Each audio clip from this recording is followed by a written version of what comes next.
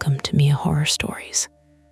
To make it easier on your eyes, this video plays against a black screen, so you can close your eyes, get comfortable, and let the story take over. But don't relax too much, the ending might just catch you off guard.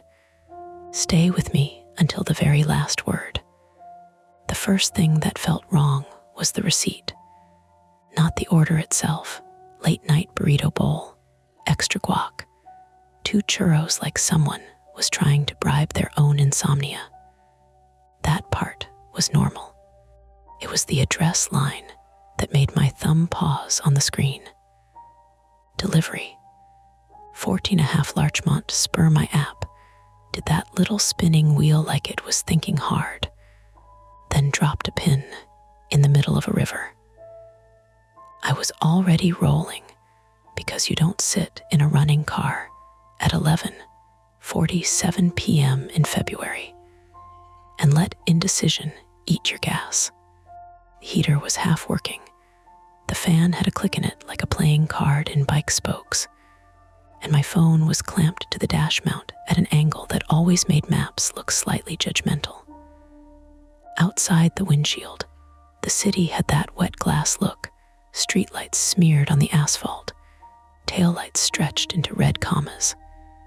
It had been raining earlier, and now the air smelled like cold stone and exhaust. I tapped the address, copy, paste into Google Maps. Nothing. I tried Apple Maps. Nothing. I tried the app's built-in navigation again, and watched it stubbornly insist the customer wanted dinner delivered to a moving patch of dark water. A glitch, I told myself. The app occasionally did stupid things. It once sent me to W8th Cent without a city, which is like asking a bartender for a drink. Another time it insisted an address in my zone was across the ocean, and the pin landed off the coast like it wanted me to toss a pizza into the Atlantic and call it done. I could still explain this. I pulled to the curb under a street lamp that flickered at regular intervals. Not spooky, just old. And the light made my dashboard look like a cheap aquarium, green digits, wet reflections, my hands pale on the wheel. I zoomed out, zoomed in. The pin jittered like it was trying to snap onto a grid line that didn't exist. The order notification chirped again. Leave AT door. Do not knock. A normal request. People didn't want their roommates waking up. People didn't want their dogs exploding into noise. People didn't want to see the face attached to their hunger. Still, do not knock always carried a faint edge, like a whisper in a hallway. I took a breath and hit the call button. The phone rang twice, then went to voicemail. No personalized greeting, just the automated voice. The person you are calling is not available. I tried the in-app message. Hey, I can't locate the address on my maps. Can you confirm cross streets? 3 dots appeared, then disappeared. My stomach did that tiny sinking thing it did whenever I saw an order that might turn into wasted time. Time was money, and night deliveries were a string of small decisions that either kept you afloat or didn't. Take the long drive for a bigger tip. Skip the confusing apartment complex. Gamble on the customer who never answers. Behind me, a car hissed through a puddle. Far off, a siren rose and fell, not close enough to care about me, just part of the city's background music. Somewhere, a metal gate slammed, the sound echoing between buildings. I checked the name on the order. Avery, no last initial, no profile photo. That wasn't unusual, but it didn't help. The app timer ticked, deliver by 12:06 a.m. A small break from normalcy, I reminded myself. Explainable. Address formatting error. 14.5 could have been 14.12, and some systems hated fractions. Spur could be a private road or a dead-end service lane. Maybe it was behind a building and the pin was wrong. I typed Larchmont Spur into a regular browser search. It suggested Larchmont Avenue, Larchmont Boulevard, Larchmont Station.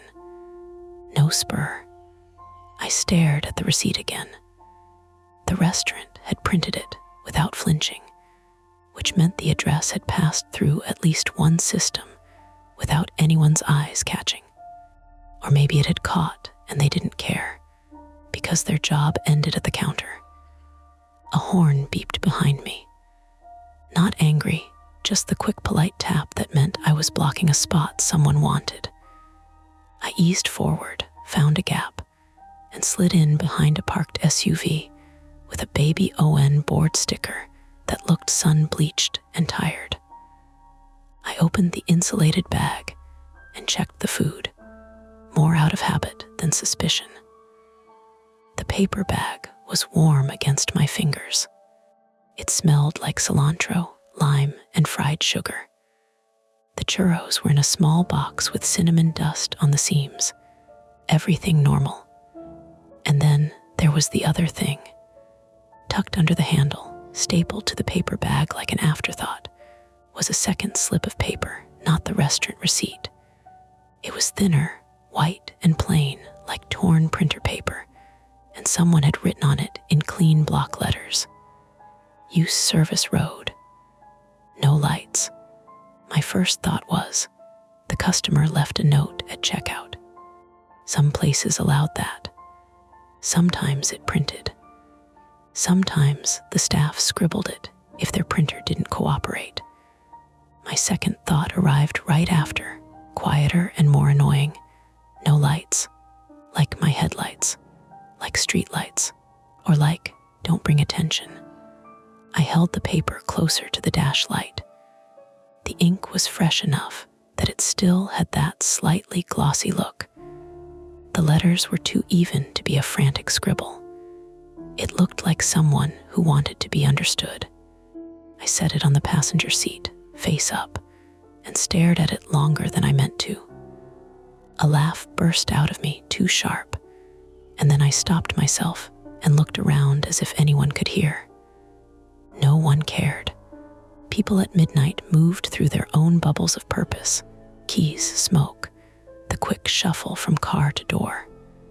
I wasn't scared. Not yet. I was irritated. And a little curious in a way I didn't like admitting. That was my flaw, if you could call it that. Curiosity that didn't know when to keep its mouth shut. It was why I clicked on news articles about home invasions, and then regretted it at 2 a.m. It was why I said yes to dares as a kid, and then acted surprised when I got hurt. It was why I kept doing night deliveries, even after my mother asked me, more than once, in that careful tone of hers, if I couldn't just do it during the day. My private fear wasn't ghosts or monsters. It was simpler and more embarrassing. It was being stuck somewhere with a dead phone and no one answering. Not dramatic stranded in the desert stuff, just modern helplessness.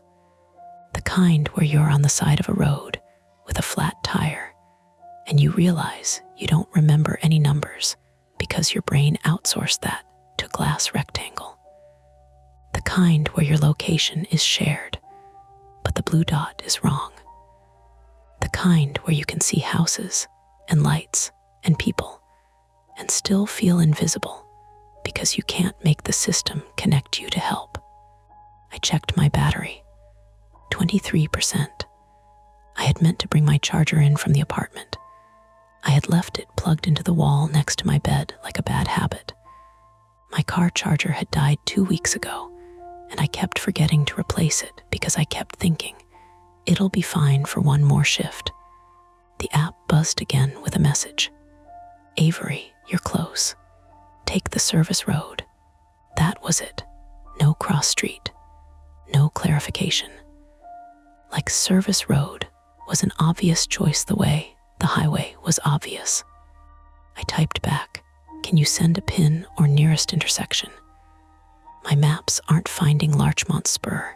3 dots, then nothing. I looked at the map again, and now that I was paying attention, the pin wasn't just in the river. It sat at the edge of a dark strip that ran parallel to the water, like a maintenance path. A line of nothing between a rail yard and the riverbank. The kind of road you didn't drive unless you had a reason. My app offered an estimated route anyway. It highlighted streets I recognized, then ended with a pale gray line that wasn't labeled, just a suggestion of asphalt.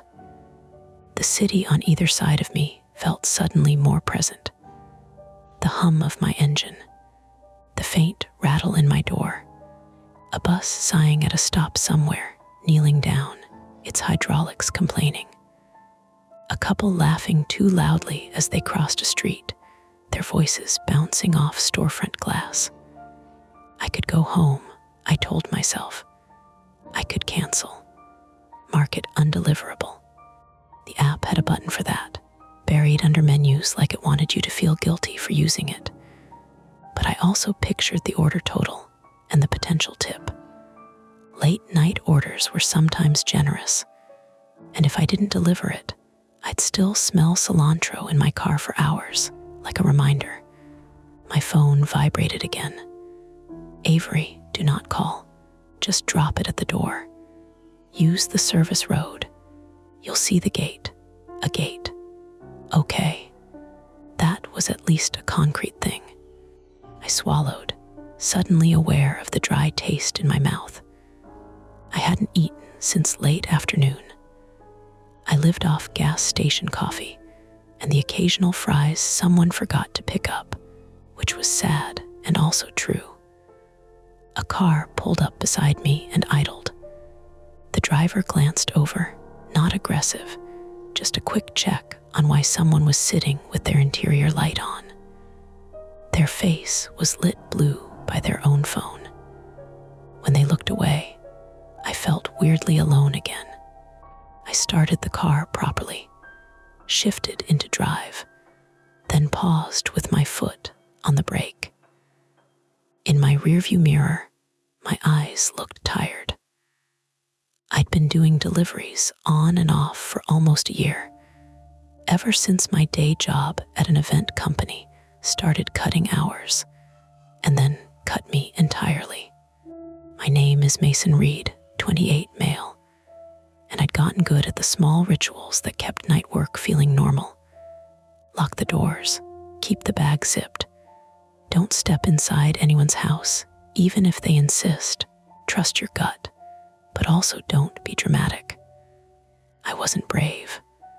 I wasn't reckless. I was just a guy trying to make rent without thinking too hard about what that meant after midnight. I did a quick mental check, like I always did when something felt off. Keys, in ignition, lit back pocket, pepper spray, center console. Legal, cheap, and probably useless if it came to it, but it made my hand feel less empty. Phone, 22% now. Food, warm. Weather, cold. Police, not my friends, but not my enemies. If I called them because Google Maps doesn't have this address, I knew exactly how that conversation would go. They'd ask if someone threatened me. I'd say no. They'd tell me not to trespass on private property. They'd suggest I cancel the order. End of story. Which left the decision exactly where it started, with me. I turned the volume up on the radio, not because I needed music, but because I needed another sound in the car that wasn't my thoughts. Some late-night host was talking about sports in a voice that made everything feel routine and dumb. I pulled away from the curb and followed the route the app suggested. The streets near downtown were still awake, bars spilling noise, clusters of smokers under awnings, delivery vans double, parked with hazard lights blinking like slow heartbeats. I drove through familiar intersections, past the same mural of a giant orange cat I'd passed 100 times, past a convenience store where the clerk always nodded like we shared a secret. Then the buildings thinned. The lights spaced out. Warehouses replaced apartments. The river smell came back, mud and metal and old water. Streetlights here were taller and fewer, their pools of light separated by long stretches of dimness that made the road feel like it was being revealed to me in pieces. The app told me to turn left onto a road I'd never noticed before. There was no sign that said Larchmont Spur, just a narrow entrance between a chain-link fence and a concrete barrier. A small reflective marker that might have once had a number, but now just shone blankly when my headlights hit it. A service road. My phone screen dimmed briefly, then brightened again. 20%, like it was counting down for my attention. I slowed, looking for a reason to not do this. A no trespassing sign, a locked gate, a clear dead end. Something that would let me tell myself honestly that I tried. Instead, I saw what Avery had promised. A gate, metal, sliding, half open like someone had left it that way on purpose. No padlock visible. No security booth. Just an opening wide enough for my car. Beyond it, the road continued, hugging the dark line of the river on one side and the rail yard on the other. The yard lights were far off, orange and industrial, and I could hear, faintly, the clank of something shifting, train cars settling, or maybe just my imagination pulling sound out of the air. My hands tightened on the wheel. I stopped at the gate, engine idling, headlights washing the gravel and weeds in front of me. My car's beams made the world ahead look like a narrow tunnel. If I drove through, I was committing. Not to danger necessarily, but to being somewhere I couldn't easily explain if something went wrong. If I didn't, I'd cancel and go back to the bright streets and tell myself I was smart. My phone buzzed one more time. Avery, please. I'm watching the road. Don't waste time. I stared at the message until the screen went dark and my reflection stared back.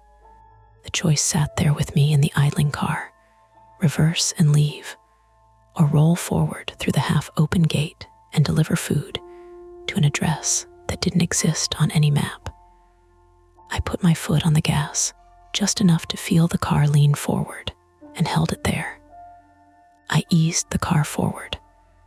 The tires rolled over loose gravel with a soft crunch that sounded louder than it should have.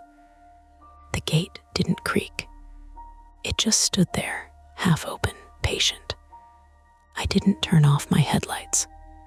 No lights could mean a lot of things. It could mean don't flash your brights into someone's bedroom window. It could mean the streetlights were out and I shouldn't rely on them. It could mean something more specific and more ridiculous, and I wasn't ready to interpret it that way. The service road narrowed almost immediately. On my left, the river moved slow and black, the surface broken in places by pale reflections from distant lamps. On my right, chain-link fence stretched along the rail yard, topped with coiled wire.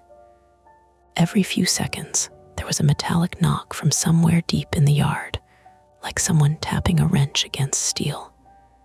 The app still showed a route, but the gray line floated in empty space.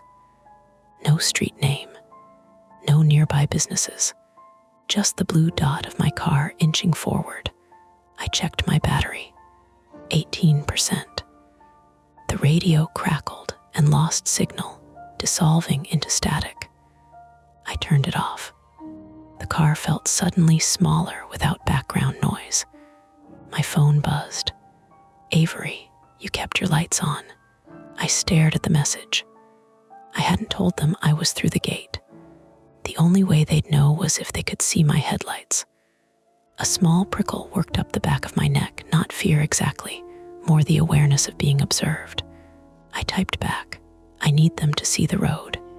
3 dots. Then, "Just dim them when you get close. Please." The please softened it, but only a little. "How close?" I muttered and didn't send it. The road curved gently. Weeds brushed the side of my car with a dry shhht sound. There were no houses visible yet, just the river and fence, and the occasional utility pole with no lamp attached.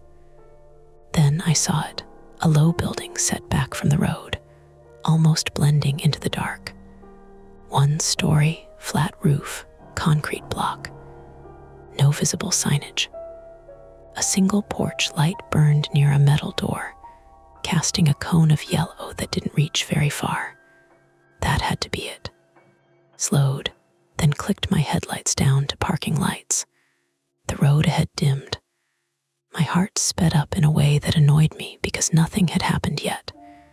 The app showed I was 200 feet away. My phone vibrated again. "Avery, stop before the door. I'll come out." I didn't like that. "Leave it door" was one thing.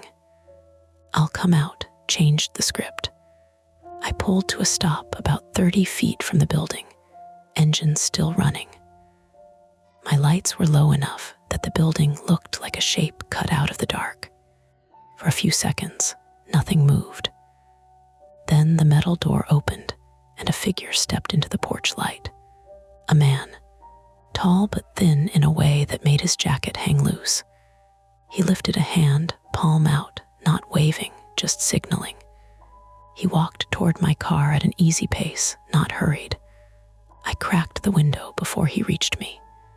He stopped a few feet from the driver's side, staying just outside arm's reach. Smart or cautious. "I'm Avery," he said. His voice was normal.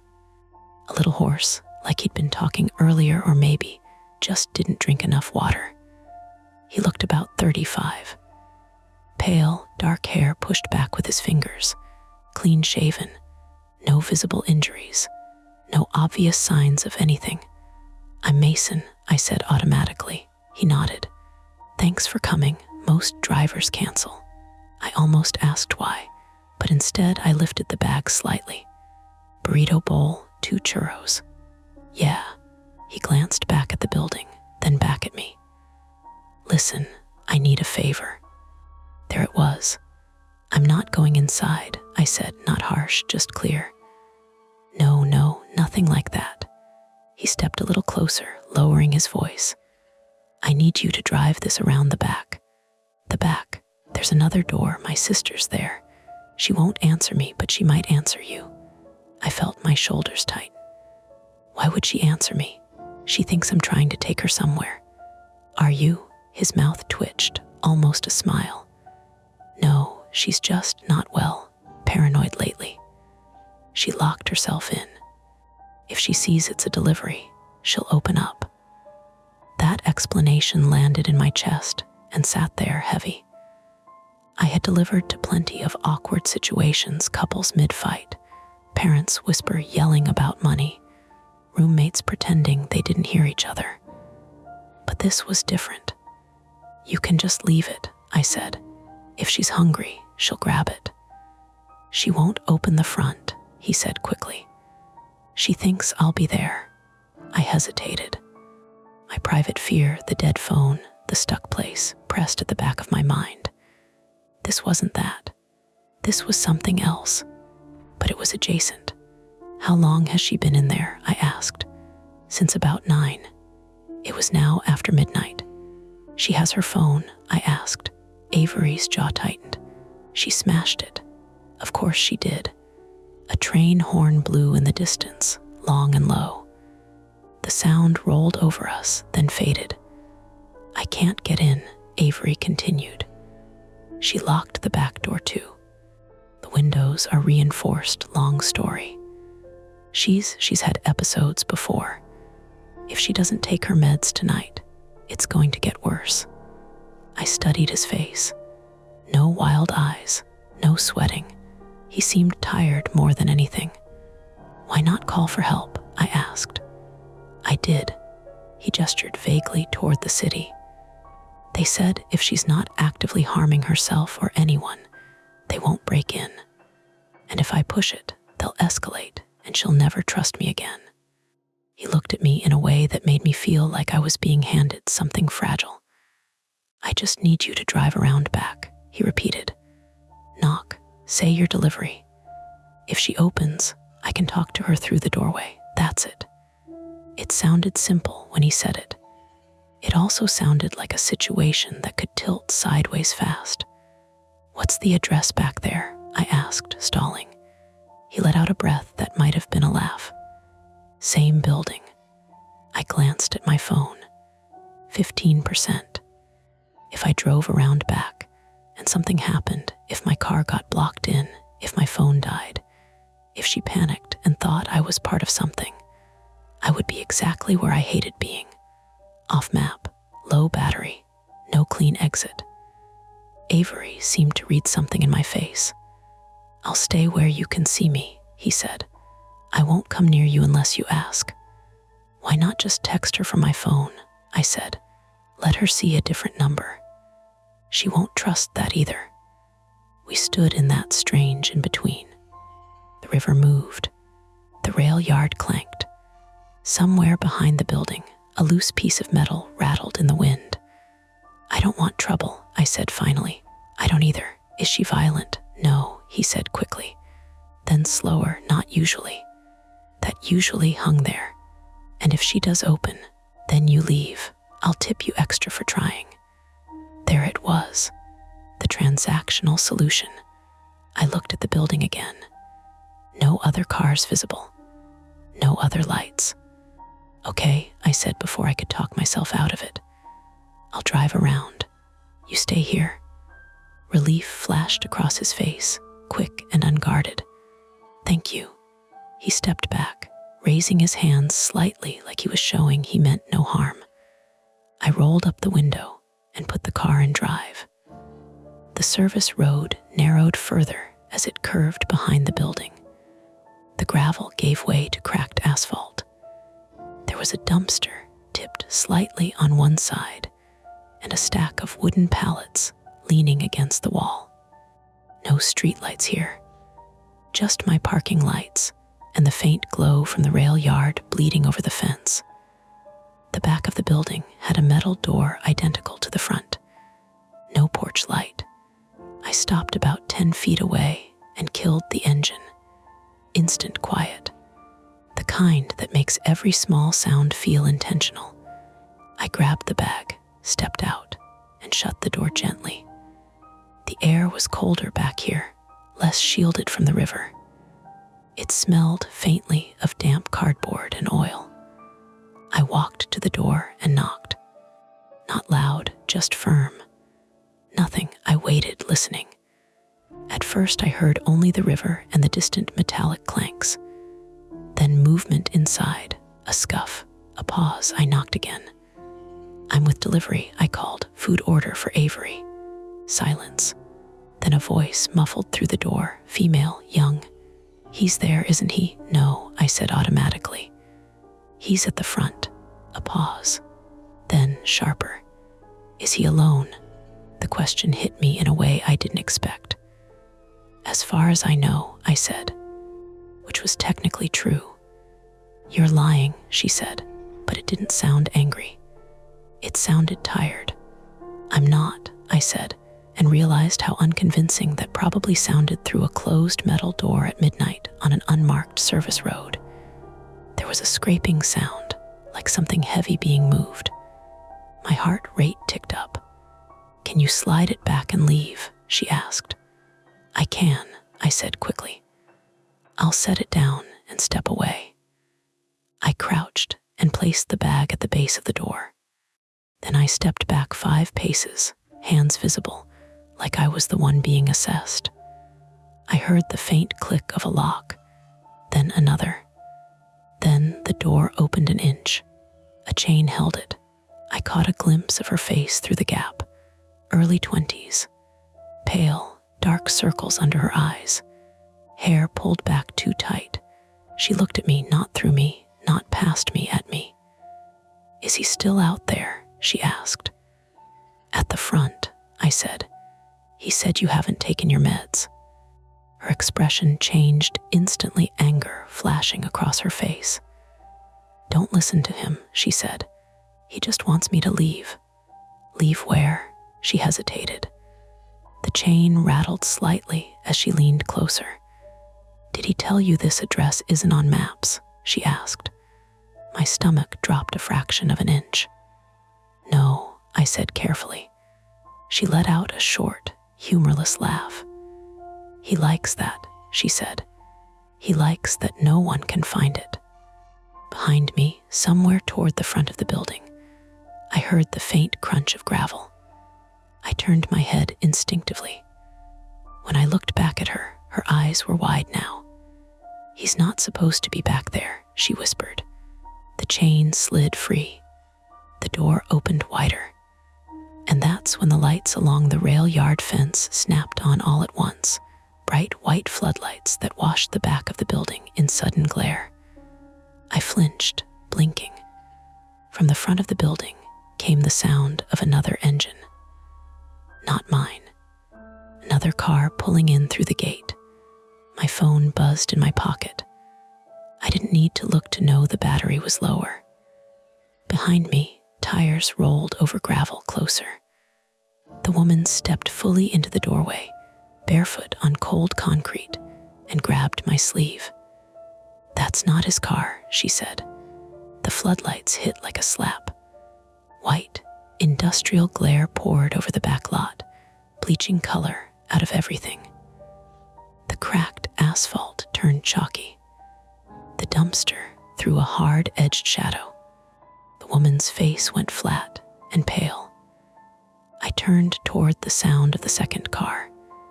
Headlights cut around the side of the building from the front, bouncing off the fence and pallets. The engine was low and steady, not revving, not racing, just confident. "That's not his car," she repeated, gripping my sleeve tighter. My brain tried to lay out the geography cleanly, like a diagram. Front of building, metal door, porch light, Avery. Side of building, narrow strip of asphalt connecting front to back. Back of building, me, the woman, my car parked 10 feet away facing the door. Beyond that, river on one side, rail yard fence on the other. Only one way in and out, the half-open gate at the front. The second car rounded the corner and came into view. Dark sedan, government beige, no visible logos. It rolled to a stop between my car and the path back to the front, blocking me in. The driver's door opened. A man stepped out in a navy jacket with reflective lettering across the back. Railway security. I felt a strange, quick rush of relief, so strong it almost made me laugh. Not kidnappers, not some silent convoy, just security. He was mid-40s, stocky, shaved head, flashlight already in his hand. He looked annoyed more than anything. "What the hell is going on back here?" he called. The woman let go of my sleeve and stepped back toward the doorway, like the light itself had pushed her. "I didn't call them," she said under her breath. I raised both hands slightly, still holding nothing. "Delivery driver," I called out. "I was told to use the service road." Security guy swept his flashlight beam across my car, then over the building, then landed it on the woman. "And you are?" he asked her. She didn't answer. Footsteps crunched on gravel from the front. Avery appeared around the corner, hands out, same gesture he'd used with me. "It's fine," he said quickly. I told him to come around back. Security turned his head slowly. "You can't be back here after 11 without clearance." "We live here," Avery said. Security snorted. "This is rail property." "No," Avery said, and there was an edge in his voice now. "It's leased."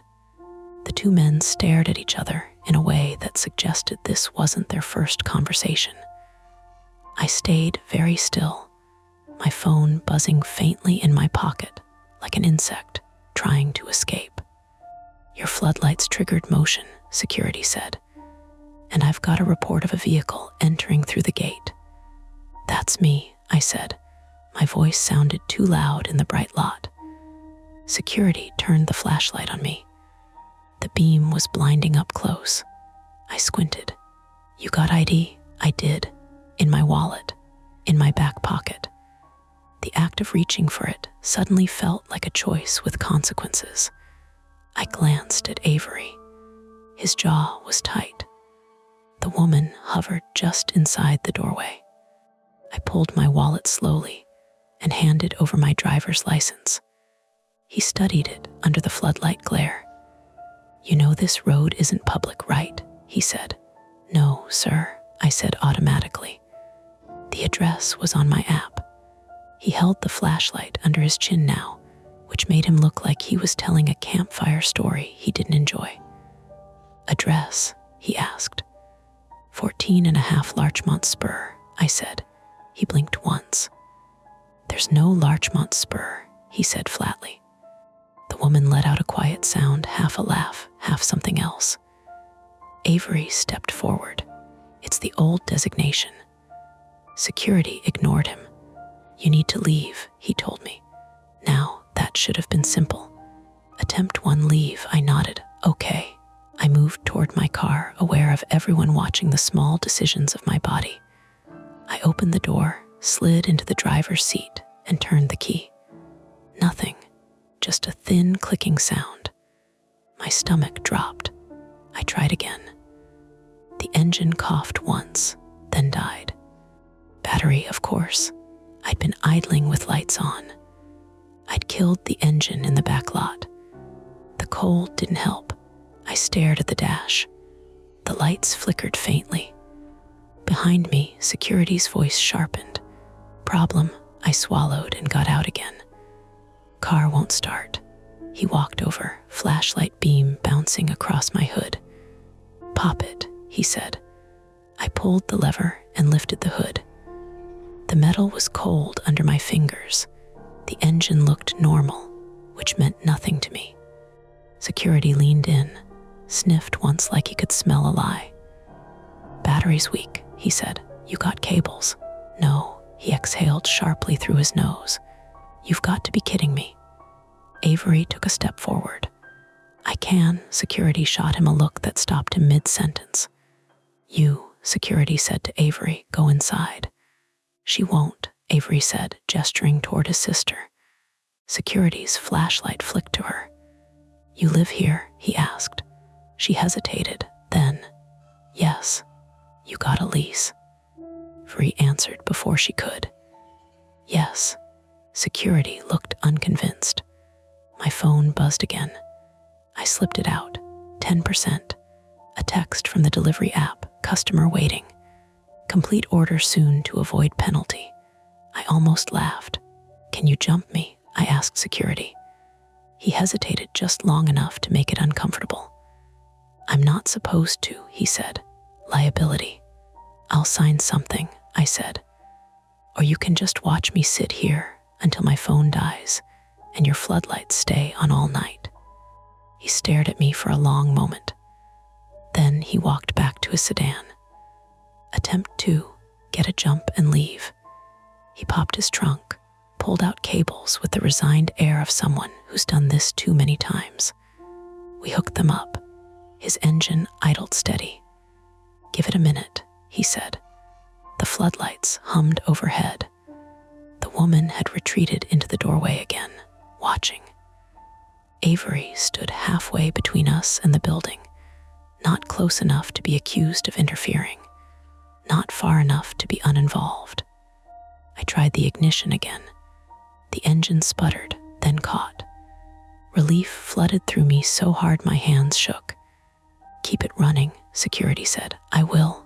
I closed the hood carefully, like loud movements might scare the engine back to sleep. Security unhooked the cables. "You're leaving," he said. "Yes, sir." I slid into the car again. The headlights cut back on at full brightness. I shifted into reverse and froze. The path back to the front of the building was blocked, not by the security car. Heavy sliding metal barrier that had dropped across the service road at the front gate. I could see it from here because the floodlights illuminated the entrance. A thick steel arm now spanned the opening that had been half open before. Security followed my gaze. Gate auto closes after midnight, he said. Motion triggers it. It was open, I said. It closes. Can you open it? He frowned. It's on a timer. Controls at the main office. Where's that? Other side of the yard. The rail yard. Behind the fence topped with coiled wire. You're kidding, I said. He didn't smile. You shouldn't have been back here, he repeated. My phone vibrated again. 9%. The woman stepped out of the doorway once more. It locks until 5, she said. Security shot her a look. That's not your concern. It is if he's stuck, she said, nodding toward me. Avery's expression had shifted. The earlier politeness was gone. He looked tense now, calculating. How far is the main office? I asked. Quarter mile, security said. Through the yard. Can you call them? They don't answer direct lines after midnight unless there's an accident. Then what? I asked. He shrugged, and the gesture made my pulse jump. You wait, on an unlisted road, with 9% battery, with a car that had barely started. I did quick math in my head. Engine running would drain the weak battery again if I shut it off. Idling too long might kill it anyway. If I turned it off to conserve fuel, I might not get it back on. My private fear pressed in, stuck, dead phone. No clean way out. Attempt 3 formed before I consciously chose it. I'll walk, I said. Security blinked. Through the yard, absolutely not. I'll stay by the fence, I said. Just get to the office. There's active tracks, he snapped. Switches. No marked path. You don't know the layout. He wasn't wrong. The rail yard stretched dark and industrial beyond the fence, rows of cars, ladders, cables, puddles reflecting floodlights. I looked at the woman. Is there another way out? I asked her. She hesitated. There's a maintenance gate by the river, she said slowly. But it's usually chained. Security's head whipped toward her. That gate S for emergency vehicles only. Is it locked? I asked. Probably, he said. Probably. Avery stepped closer now. I have bolt cutters, he said quietly. Security stiffened. You touch that gate and I'll have you in cuffs. Avery's jaw clenched. The tension in the lot thickened like the air before a storm. Then something slammed inside the building. A sharp crash. All of us flinched. The woman's eyes went wide. That wasn't me, she said. We all turned toward the back door. Another crash. Glass this time. For one awful second, my brain supplied images it didn't need to. Then security's flashlight beam swung to a broken window on the side of the building. A loose pane had shattered inward, likely from the pressure difference when the floodlights and HVAC systems kicked on together. Old glass. Cold night. Not someone breaking in, just physics.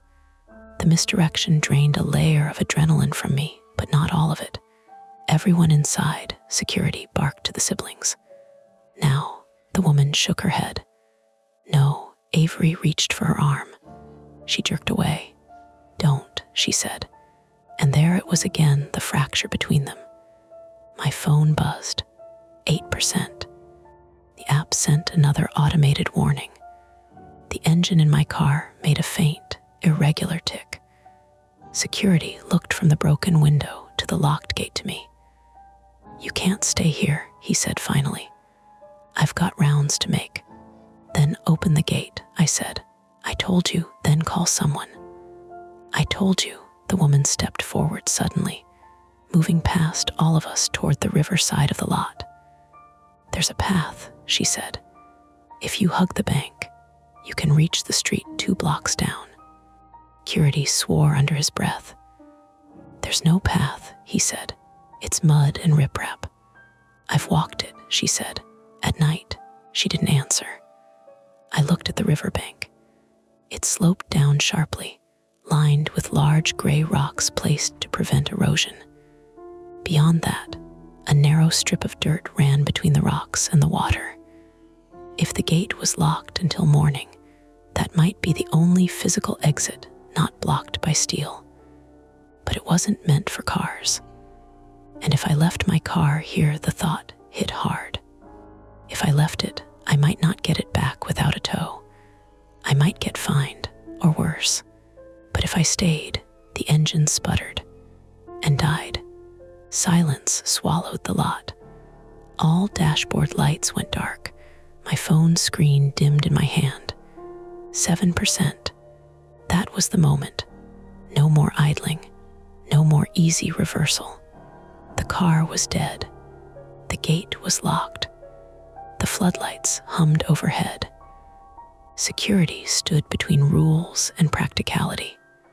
Avery and his sister stood between each other, and something I didn't understand. And the only open direction left was the uneven riverbank in the dark. Retreat, the simple kind, was gone. The engine dying felt like a door closing somewhere behind my ribs. No dashboard glow. No comforting hum. Just the floodlights above us and the river making that slow, constant sound like someone dragging a wet sleeve across concrete. "Okay," I said, mostly to myself. "Okay. I'm not staying until 5. Railway security, his name tag said HARRIS, rubbed a hand over his shaved head like he could scrub the situation off. "You're not crossing the yard," he said, voice tight. "You're not cutting any gates. And you," he pointed his flashlight at Avery, "are going back inside before I trespass you for real." Avery didn't move. His face had changed. The polite, controlled mask was still there, but it was thinner now, stretched tight over something impatient. "We can solve this," Avery said. He spoke like a guy in a meeting, like we were all being unreasonable. "Harris, I'll open the river maintenance gate." Driver walks out. Problem done. Harris's jaw flexed. "That gate is chained for a reason." "It's not your reason," Avery shot back. "The woman, his sister," I reminded myself, even though that word suddenly felt like a piece of clothing that didn't fit, had her arms wrapped around herself. Bare feet on cold concrete. Every so often she'd glance at the fence, as if she could see through it. My phone screen lit in my hand. 5%. No signal bars. Just a little SOS icon that meant my phone could maybe talk to something if it felt like it, but not enough to bet my life on. I shoved it back into my jacket pocket, like I could keep the battery warm with body heat. "I'm taking the river path," I said. "You said there's a maintenance gate by the water. Show me." Harris's flashlight swung toward me. "No, I don't need your permission," I said, and heard my voice crack on the last word. He stared at me like he wanted to argue. Then his gaze shifted past me to the riverbank. "I've pulled people out of that water," he said, softer. "Not dead, hypothermic, broken ankles. You fall on those rocks. You're not just getting wet." The woman nodded quickly, as if desperate to agree with someone. "It's narrow," she said. "You have to go slow. And the rocks move." Avery made a small noise in his throat that sounded like impatience. "This is ridiculous. There's a chain. Chains can be cut." Harris's flashlight snapped to him. "Do not." Avery's eyes held Harris's, and for a second I saw something else in him, something that didn't care about rules or reason. Something that treated obstacles like puzzles. He turned his head slightly, looking toward the broken window on the side of the building. Then he moved, fast. He stepped into the shadow where the floodlights didn't reach as hard, cutting toward the building's back corner. Harris started after him automatically, flashlight beam bobbing. "Avery," the woman called, and her voice cracked like she'd been saving it up. Avery didn't even look back. I ran a step after them, then stopped, torn between stupid options. My car sat dead. My phone was dying. The only authority here was a security guy whose job was to protect rail property, not me. And Avery was moving like he'd already chosen the direction all of us would go. Harris reached the broken window first. He shone his flashlight inside. "Avery, get out here," he barked. Inside the building, something scraped against concrete. A metallic clink. Bolt cutters, I thought. The way Avery had said it earlier, I have bolt cutters, like it was normal kitchen knowledge. The woman flinched. "He keeps them inside," she whispered, almost to herself. "Why?" I asked. She swallowed. Eyes flicked to my dead car, then to the locked gate, then back to me. Because he likes things that open when they shouldn't. That sentence landed wrong. Not supernatural wrong, human wrong. The kind of wrong you hear in a true crime podcast when someone describes a person's quirks, and you realize those quirks were rehearsal. Harris was still at the window. "Avery," he shouted again. Avery appeared in the opening, half his body silhouetted by the flashlight beam. He had something in his hands. Not bolt cutters, a crowbar. He swung it up, not at Harris's head, but at the flashlight itself. Metal met plastic with a crack. The light went out, and in the same motion, Avery shoved Harris back. Harris stumbled, caught himself on the wall, and his shoulder hit hard enough that I heard it over everything. "Back off," Avery said. His voice wasn't hoarse now. It was flat and clear. "Both of you." The woman let out a small sound and retreated into the doorway, like she wanted the building to swallow her back in. My mouth went dry. "What are you doing?" I asked. Avery's eyes flicked to me, ending the discussion. Harris recovered fast.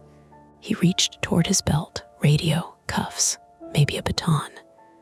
Avery raised the crowbar a little higher. The floodlights hummed. The river kept moving. Somewhere in the rail yard, a train car clanked like it was rolling an inch on its own. Harris's voice dropped into something controlled. "Put it down, Avery." Avery laughed once sharp. "You don't even know my name." A beat. Harris's posture changed, just a fraction. Like the ground had shifted under a foot he didn't expect to move. The woman's face went slack with dread. "What?" I said, and hated how small it sounded. Avery's gaze slid to her. "Tell him," he said, almost gentle. "Tell him what you told the driver." She shook her head hard. Tears brightened in her eyes but didn't fall. He sighed like she was being difficult. "Fine." He looked back at me. "This place isn't on maps because it's not supposed to exist," he said. "Not for you, not for drivers, not for anyone who might show up unexpectedly." "Why?" I asked. Harris took a careful step sideways, keeping distance. "Because it's a service corridor. Because the rail company doesn't want liabilities." Avery's mouth curled. "Sure, that's the corporate version." Flicked the crowbar toward my pocket. "Your phone, give it to me." I froze. It was such a simple demand. Not get in the building, not walk to the river, just the glass rectangle my whole sense of direction depended on. My private fear rose up like bile. Dead phone, no help, no proof, no way to tell anyone where I was. "No," I said. Avery's eyes narrowed. "You don't get it. I'm not asking." Harris moved, quick, decisive. He lunged for Avery's arm. Avery swung the crowbar sideways. It caught Harris across the forearm with a dull, sick sound that made my teeth hurt. Harris grunted and fell back, cradling his arm. Jesus, I breathed.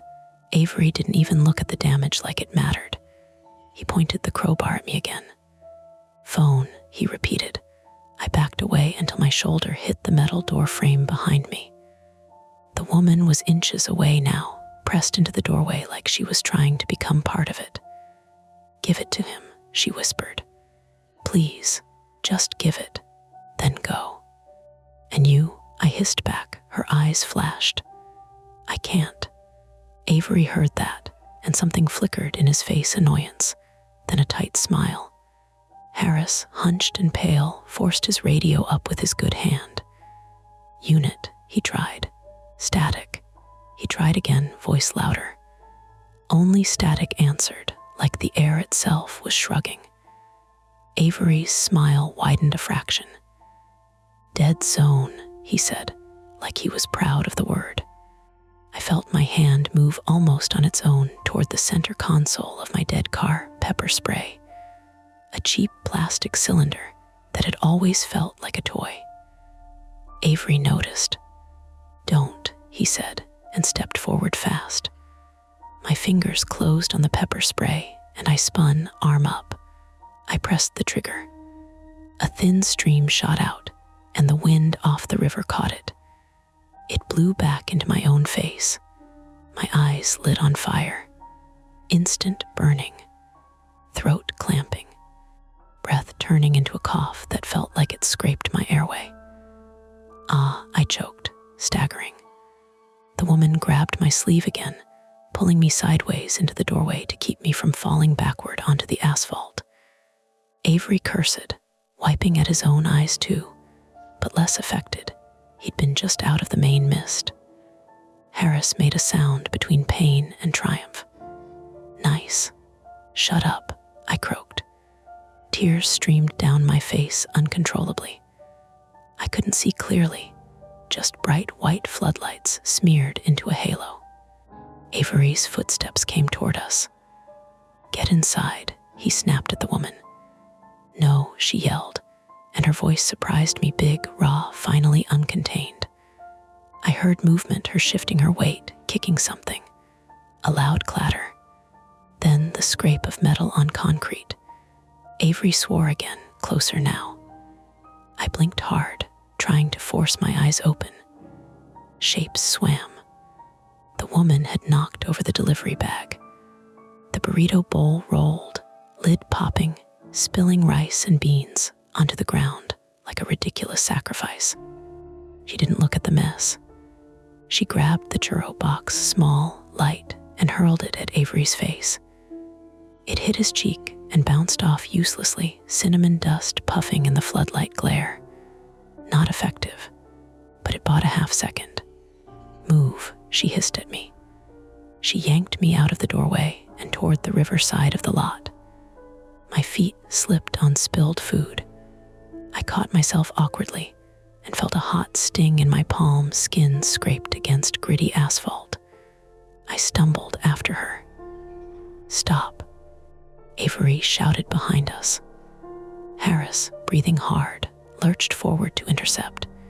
He used his shoulder instead of his injured arm, slamming into Avery's chest. They went down in a tangle.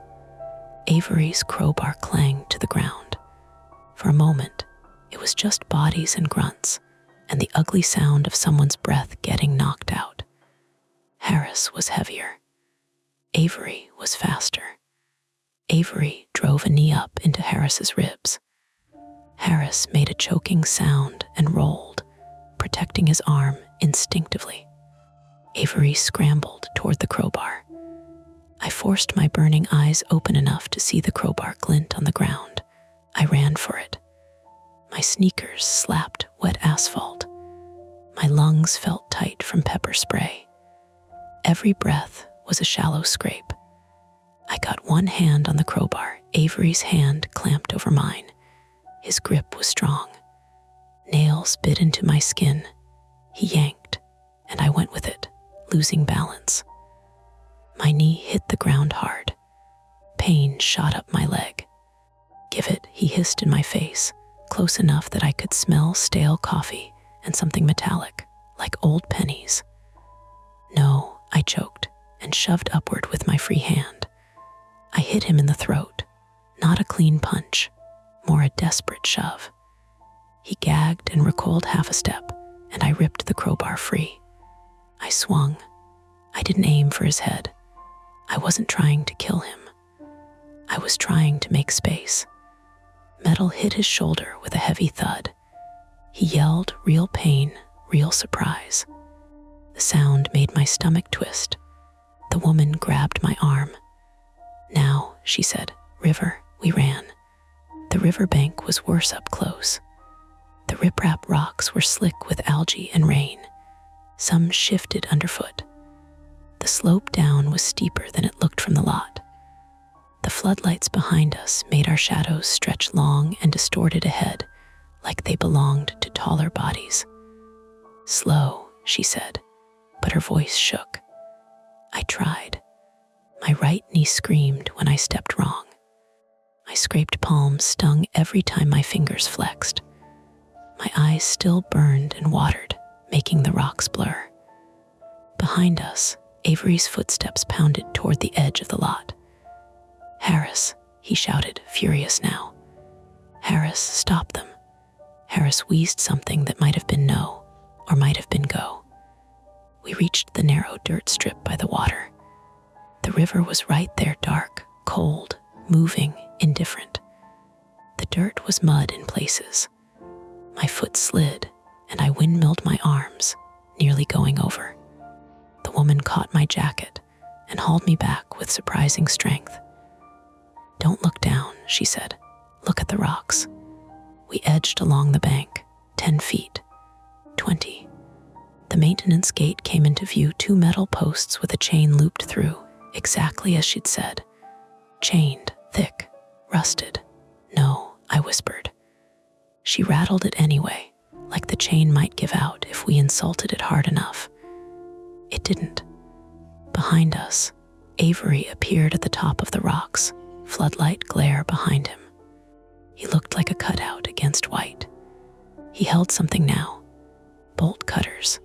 Of course, he must have grabbed them from inside after all.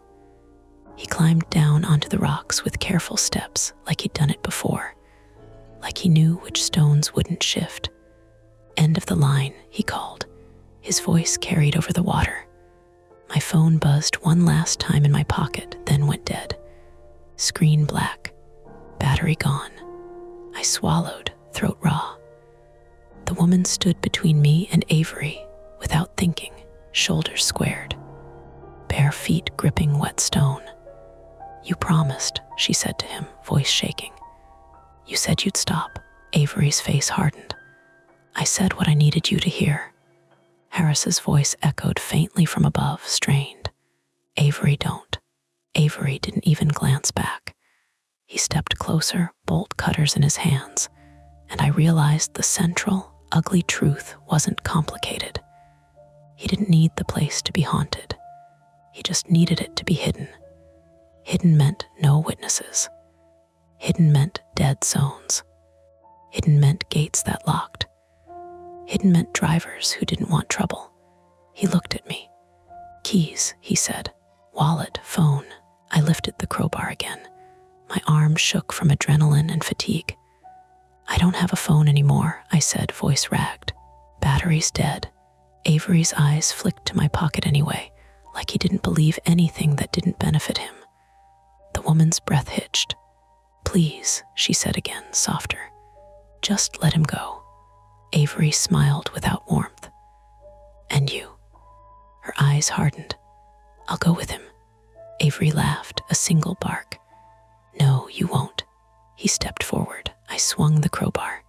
He blocked with the bolt cutters. Metal on metal rang out sharp, sparking in the floodlight. The shock traveled up my arm. Pain lit my wrist. Avery drove forward with his body weight, forcing me back.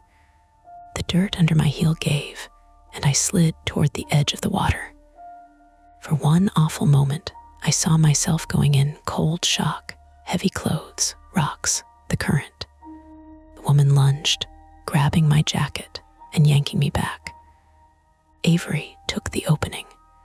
He shoved past the crowbar and grabbed my collar with his free hand, dragging me toward him. His other hand raised the bolt cutters like a club. I jammed the crowbar between us, pushing. My scraped palm screamed. My knee buckled. I fell to one knee on the mud, still holding the crowbar with both hands like it was a lifeline. Avery raised the bolt cutters again, and Harris tackled him from the side. Harris came down hard on the rocks, using his body like a weapon because his arm was useless. They both slid, stones scraping, and Avery's bolt cutters flew from his hand and clattered down toward the water. Harris wrapped Avery from behind, locking him in a desperate bear hug. Avery thrashed, elbowing backward. Harris grunted with each hit, but didn't let go. "Run," Harris rasped. "Run now." The woman didn't hesitate. She grabbed the fallen bolt cutters before they could go into the river and yanked them toward the chain. Her hands shook so badly, the jaws slipped twice. "Come on," she whispered. I grabbed the chain with my scraped hand and held it steady, teeth clenched against the sting. She repositioned the cutters, braced her bare foot against the post, and squeezed. Metal groaned. The cutters bit. The chain snapped with a harsh pop. The gate swung open. A rush of relief hit me so hard I almost laughed, then immediately felt sick because behind us, Harris made a strangled sound. Avery had bitten him or headbutted him, something brutal and close. "Go," Harris wheezed again. We ran through the opening onto a narrow maintenance path that climbed up toward street level. My knee flared with every step. My lungs burned. My eyes still watered, leaving the world smeared and bright. Behind us, Harris and Avery's struggle turned into grunts and curses, and the scrape of shoes on rock. Then a heavier sound, Harris's body hitting something hard. Avery's voice rose, furious. "You're done," Harris groaned. I wanted to turn back. The woman didn't let me. She pulled me forward like she was dragging the last sane part of herself out of that place. We stumbled up the path, hands grabbing at wet grass, boots slipping in mud. At the top, the world changed again.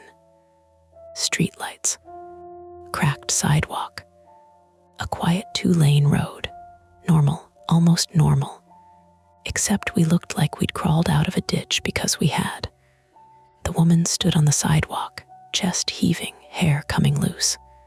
Her feet were cut in two places, thin lines of blood on her toes. I bent over, hands on my knees, and tried to breathe without coughing. My hand throbbed. My knee ached deep, like something inside it had twisted. Pepper spray still burned in my sinuses. We didn't have a phone. We didn't have my car. We didn't have Harris, down there on the rocks with a man who'd just shown us exactly what he was. The woman looked back toward the dark corridor where the service road ran. "You think he'll come out?" she whispered. I swallowed. My throat tasted like chemicals and river air. "I don't know," I said honestly. But the gate behind us, this gate, had swung shut with a heavy, self-closing hinge. And in that moment, I understood the cost. We were out, but we'd left a man behind. And the place that wasn't on maps was still there, hidden in plain infrastructure, waiting for the next person to trust an address and a please. We stood under a streetlight that buzzed softly, the kind of light you stop noticing until you're grateful for it. My chest hurt when I tried to pull in a full breath. Pepper spray does that, makes your lungs feel like they've been wrapped in rough cloth. Every inhale was a shallow, careful negotiation. My eyes kept watering, even though the cold air was trying to dry them out, and the tears made the street lamp halo into a smeared white coin. The woman, barefoot, shaking, kept glancing back toward the maintenance path like she expected Avery to climb out behind us any second. He didn't. Not right then, anyway. Cars passed us. 2, 3. Each one slowed just a little, then rolled on. No one wants to stop for a guy with a scraped hand and a woman with bloody feet at 1 in the morning. No one wants a story. I tried my phone again, out of reflex. Black screen, dead. I need a phone, I rasped. She stared at me as if I'd asked for a miracle. Then she touched her pocket and flinched, like she'd forgotten it was there. A cheap flip phone, plastic. The kind that exists for one job, call and text, nothing else. The screen was cracked. I hid it, she said. From him. Does it work? I asked. She pressed the power button. The screen lit dimly. 2 bars of signal. I didn't know whether to laugh or cry. What's your name? I asked, because I realized I still didn't have it, and everything about that made me feel stupid. She hesitated. Nora, she said, then, quieter, Nora Vance. Nora, I repeated, grounding it in my mouth. Okay, Nora, call 911. Her hands shook. She hit a wrong button, swore under her breath, hit another, then held the phone to her ear like it might burn her. While it rang, I stared up and down the street, mapping where we were with the limited landmarks I could see. A corner store 2 blocks away with a glowing sign. A row of closed storefronts. A bridge over the river somewhere to our right, the faint outline visible against the low clouds. The city was doing what it always did, moving on. 911, what's your emergency? Came a voice from the phone, tinny and calm. Nora's eyes flicked to me. You tell them, I said. Just tell them what happened. She swallowed hard. We need police and an ambulance, she said. There's a man, security, he's hurt, and there's another man with a crowbar. We're by the maintenance path off the river. It's its rail property. The dispatcher asked for an address. Nora froze. I felt my stomach twist. Tell them the cross street, I said quickly. The closest one, anything. Nora looked around, panicked, then pointed at a street sign across the road. Easton End and Barlow, she said, near the river. The dispatcher's questions came steadily. Nora answered in fragments. I leaned in and filled gaps when I could. Dead car battery, gate locked, security guard named Harris, a man named Avery who demanded my phone and keys. The dispatcher asked for a description of Avery. I gave it. Tall, thin, dark hair, mid-30s, navy jacket. I left out the part about him smiling when things went wrong because that sounded like a movie detail, and I couldn't stand the idea of being dismissed. While Nora spoke, I noticed the tremor in my hands wasn't just adrenaline anymore.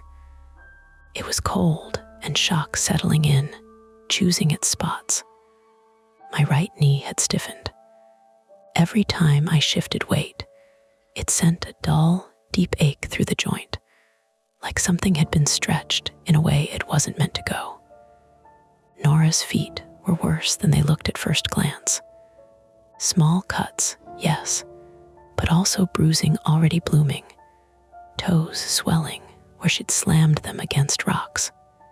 She kept curling them without meaning to, like her body was trying to protect itself. Sirens arrived in the distance. Not close at first, then closer. Nora held the phone tighter, knuckles whitening. I think I hear them, she whispered, like it might change things if she said it out loud. Stay right here, I told her. Don't move, don't go back, don't. I'm not going back, she snapped, and the sharpness in her voice startled both of us. It wasn't anger at me. It was anger at the whole idea. The first police cruiser pulled up and stopped hard at the curb, lights washing the street in red and blue. 2 officers got out, hands near their belts, eyes scanning. I lifted both hands again, palms out. I'd done it earlier with Avery, and it felt sick that it was instinct now. "Delivery driver," I called. My voice sounded wrecked. We called. The officers approached, keeping space. One asked my name. I gave it. The other took Nora's flip phone and spoke to dispatch while watching our faces. An ambulance arrived right after. EMTs in dark uniforms, moving briskly, asking questions in that practiced tone that makes you feel both cared for and processed. They looked at my hand, abrasion, embedded grit. They flushed my eyes with saline, which felt like relief and humiliation at the same time. They wrapped my palm and made me flex my fingers. Then they tested my knee. I tried to play it off until I stepped, and my leg wobbled slightly, betraying me. "Likely a strain, possibly ligament involvement," the EMT said. "We should get you checked." Nora refused to sit at first. She stood rigid, eyes fixed on the maintenance path. One of the EMTs coaxed her onto the ambulance bench and cleaned her feet. Nora flinched and hissed, then went quiet, jaw clenched, staring past the EMT's shoulder like she was somewhere else. The police asked Nora her relationship to Avery. She looked at me, then away. "Not his sister," she said. The words landed like a stone in my gut. Not because I was surprised, some part of me had already known, but because hearing it made the whole thing sharper, uglier. "What are you to him?" an officer asked. Nora's mouth opened, closed, she swallowed. "He said he'd help me," she said finally, when I didn't have anywhere. "Help how?" the officer pressed. Nora's eyes glistened. "He had a place no one could find." There it was again. The map. The unlisted address. The officer's face didn't change much, but something in his eyes hardened, like a puzzle piece sliding into place. They separated us after that. Standard procedure. One officer took me aside while another stayed with Nora.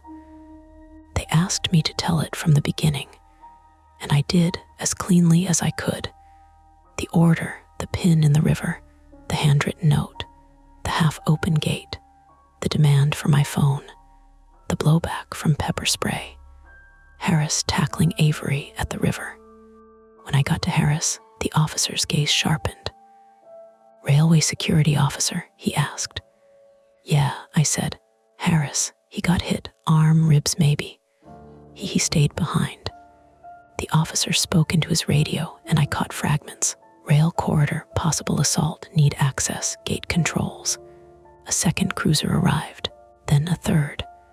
A supervisor, flashlights, radios. Quiet urgency. Someone asked if I could show them where the maintenance path entrance was. I pointed. I didn't move. My body had stopped wanting to move.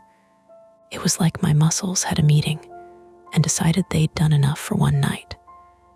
Nora, bundled in a blanket the EMT had draped over her shoulders, watched the officers with a strange focus.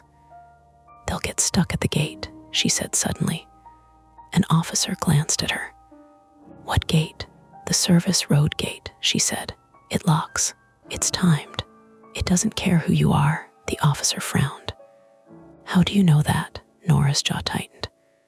"Because he timed everything." "Who?" the officer asked, though they all knew. "Avery," Nora said. "He waits until midnight. He likes people panicking." She squeezed her eyes shut after saying it, like she'd tasted something bitter. The police did what police do with infrastructure problems. They called people who could open things. Rail operations, city contacts, someone with a code, someone with a key card. An hour passed in pieces. I sat on the ambulance bumper with a paper cup of water that tasted faintly like plastic. My wrapped hand throbbed. My knee ached every time I shifted. The night felt both too loud and too quiet, sirens in the distance, a train horn far off, the murmur of voices around radios. At some point, an officer came back with a grim expression. They'd gotten into the service corridor. They'd found my car where I'd left it, dead, sitting under floodlights that made it look like evidence. They'd found Harris, alive, conscious, barely. His forearm was swelling. His face had blood on it from a split lip.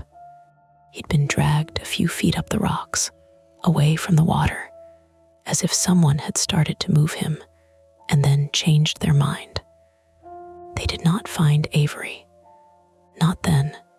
The officer didn't say it that way. Police language avoids making promises, but the absence was clear enough. He ran, I asked. The officer's eyes flicked to the river and back. We're searching. My stomach clenched. My mind tried to invent a map of escape routes. Along the bank, through gaps in fence, deeper into the rail yard where everything looked like everything else. Hidden corridors, dark tunnels, places you could slip through if you knew the timing. Nora made a small sound beside me, like she'd been holding her breath for an hour, and finally let it out.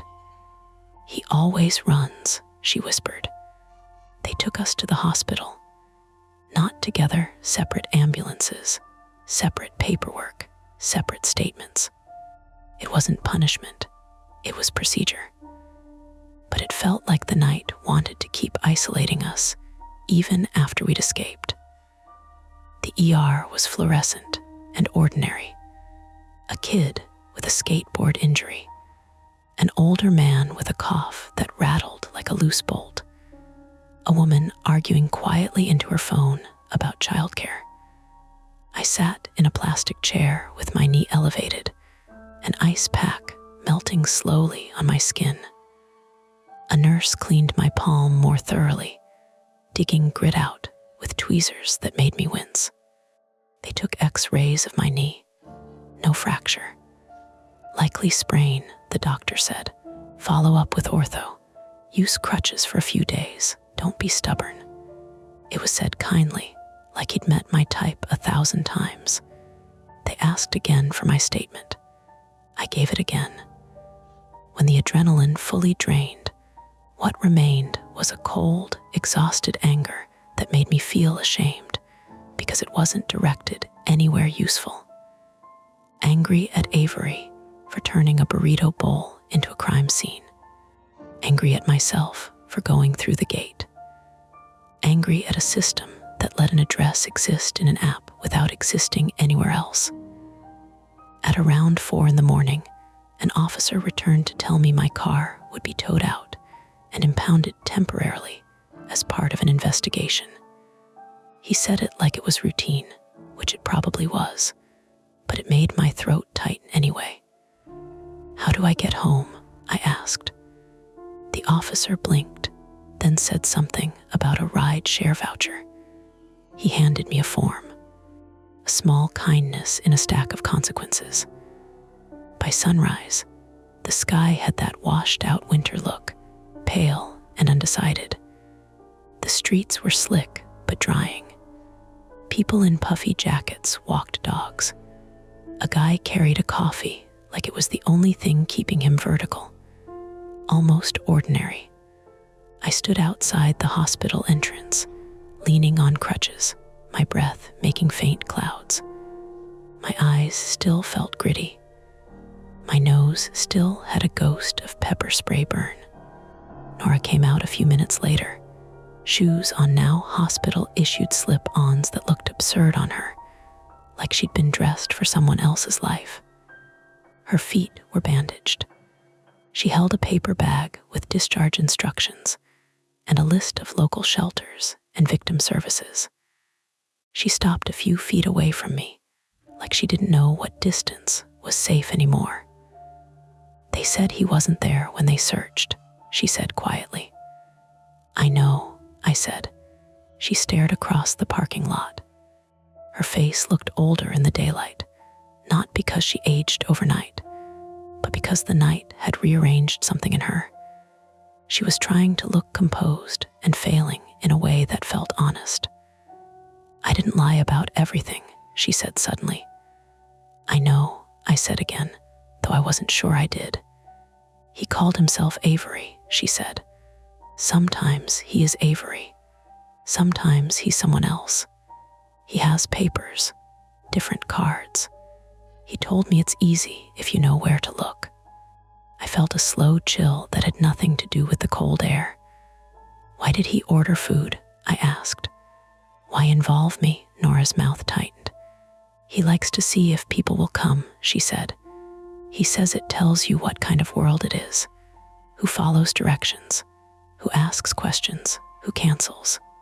My stomach turned. "He picked you," she continued, then corrected herself quickly, as if the word felt wrong. "Not you specifically, just whoever didn't cancel." The implications sat between us like a heavy object. Not supernatural, not mystical, just a human being building a trap out of infrastructure and routine. I looked down at my wrapped hand, at the abrasions that would heal into faint scars. "What happens to you now?" I asked. Nora shrugged one shoulder. "They said I can't go back there, like I'd want to." "Do you have family?" I asked. She hesitated, then shook her head. "Not here." An awkward silence stretched. Not the dramatic kind. The kind where you can hear a cart being pushed inside the hospital and a bird landing on a sign. I reached into my jacket pocket and pulled out the crumpled, cinnamon-dusted piece of paper I'd grabbed without thinking when we ran. The handwritten note. "Use service road. No lights." I held it out. Nora stared at it like it was a dead insect. "I've seen his handwriting," she said. "That's his. That should have been satisfying. Evidence. A neat line from cause to consequence. Instead, it made my skin crawl, because it meant he'd touched the order before I ever saw it. Or someone at the restaurant had. Or it had been arranged. "How did it get stapled to the bag?" I asked, more to myself. Nora didn't answer. A car horn honked in the distance. Morning traffic waking up. The city sliding back into its daytime skin. "I'm going to have to talk to my insurance," I said, and the normality of the sentence almost broke me. It felt obscene to reduce the night to paperwork. Nora gave a short laugh that wasn't humor. "Yeah," she said, "paperwork." We stood there another moment. Two strangers stitched together by a place that didn't exist on maps. Before she turned away, Nora said, "He'll do it again." "Maybe they'll catch him," I said, though I didn't fully believe it. Not because police were incompetent, but because the city was full of gaps and blind spots and unlabeled corridors. People slipped through them every day. Nora's gaze drifted to the river direction, though we couldn't see it from the hospital entrance. "Maybe," she said. Then she walked toward a social worker waiting by a van, shoulders hunched against the cold. I watched her go until she disappeared behind the vehicle. My ride share pulled up. The driver rolled down the window and said my name. I got in carefully, crutches first, knee screaming a dull protest. As we drove away, the city looked ordinary again. Brick buildings, coffee shops opening, a jogger at a crosswalk. But every time we passed a chain link fence, my eyes tracked it longer than they should have. Every time we crossed a bridge, I looked at the dark water below. And when my phone, plugged into the driver's charger, finally booted back on, it lit with notifications like nothing had happened. The delivery app showed the order as canceled, unable to complete. No mention of why.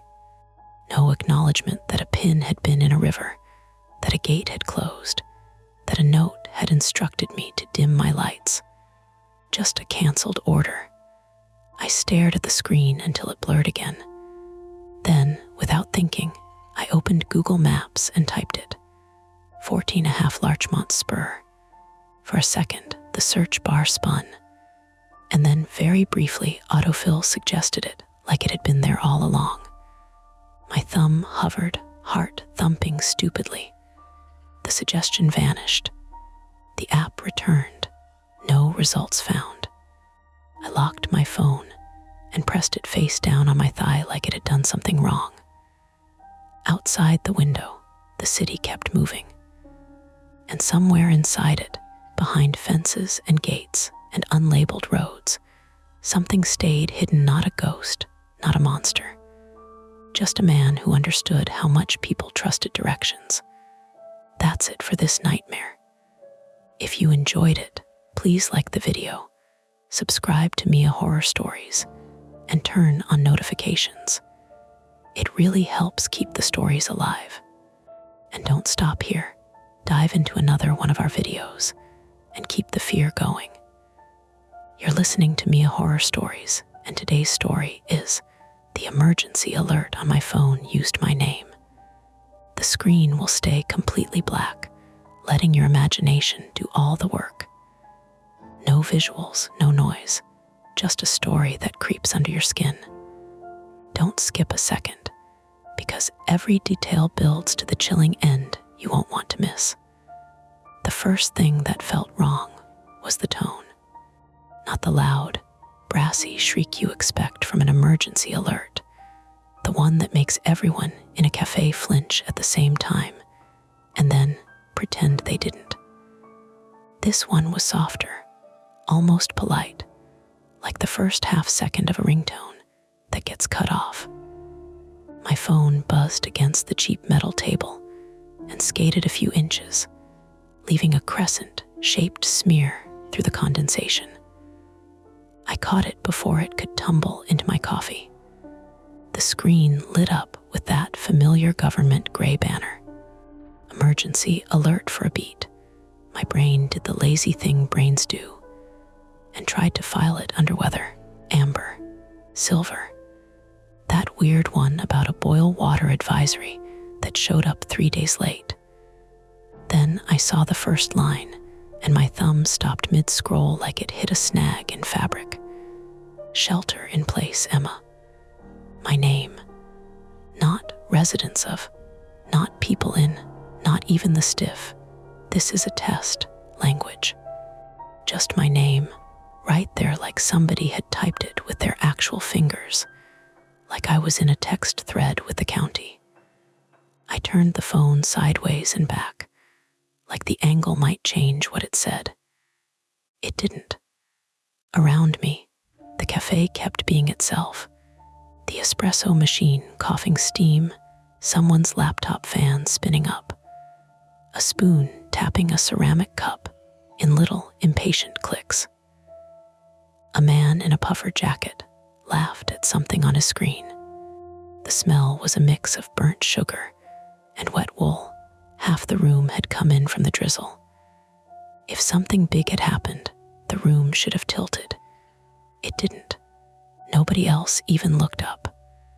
I looked at the top of my screen for the network name, the time, anything that would reassure me this was normal. It was 6:42 p.m. The battery was at 27%. And the banner sat there, calm as a receipt. A tiny part of me wanted to laugh. Private joke, the universe finally acknowledging me. The bigger part felt heat climb my neck, the way it does when you realize you've said your own name too loudly in a quiet room. I tapped. The alert expanded, and the longer text made it worse, not better. Shelter in place, Emma Larkin. Do not leave your current location. Do not open your door to anyone. If you are with someone you do not trust, move to a locked room and call 911. The letters were crisp. The punctuation was right. It read like something drafted by a committee who'd sat in a room with coffee and said, "Make it simple. make it actionable. Except the committee shouldn't know my last name. My coffee sat in front of me, half drunk, already cooling. The foam had collapsed into islands, leaving pale rings around the inside of the paper lid. I could hear my heartbeat in my ear, but it didn't feel cinematic. Felt like a thing my body was doing because it had decided, without consulting me, that this mattered. I glanced around and realized with a little jolt that I was the only person at this table. I'd been keeping it for my friend, which was ridiculous because the place wasn't even full.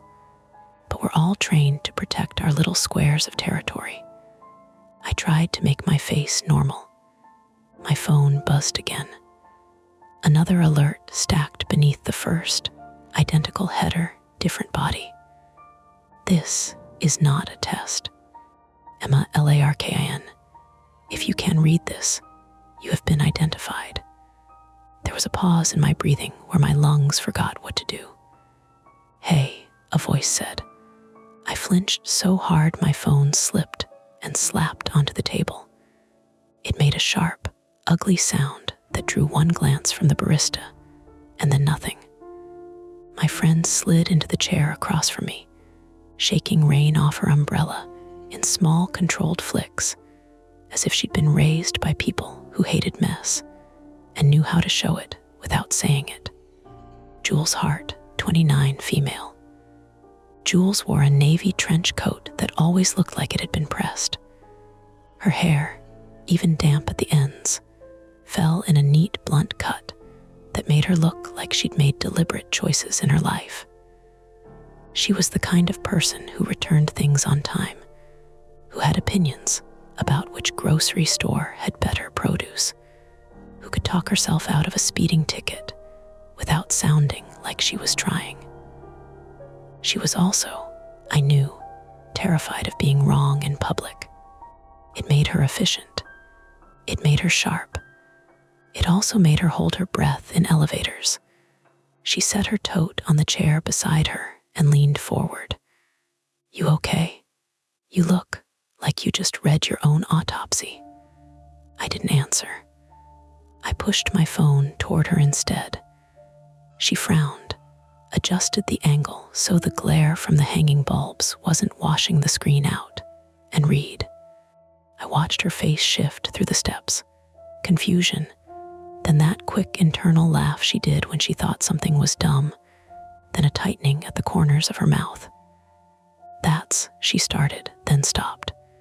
She looked up at me, like maybe I'd admit it was a prank, and we could both exhale.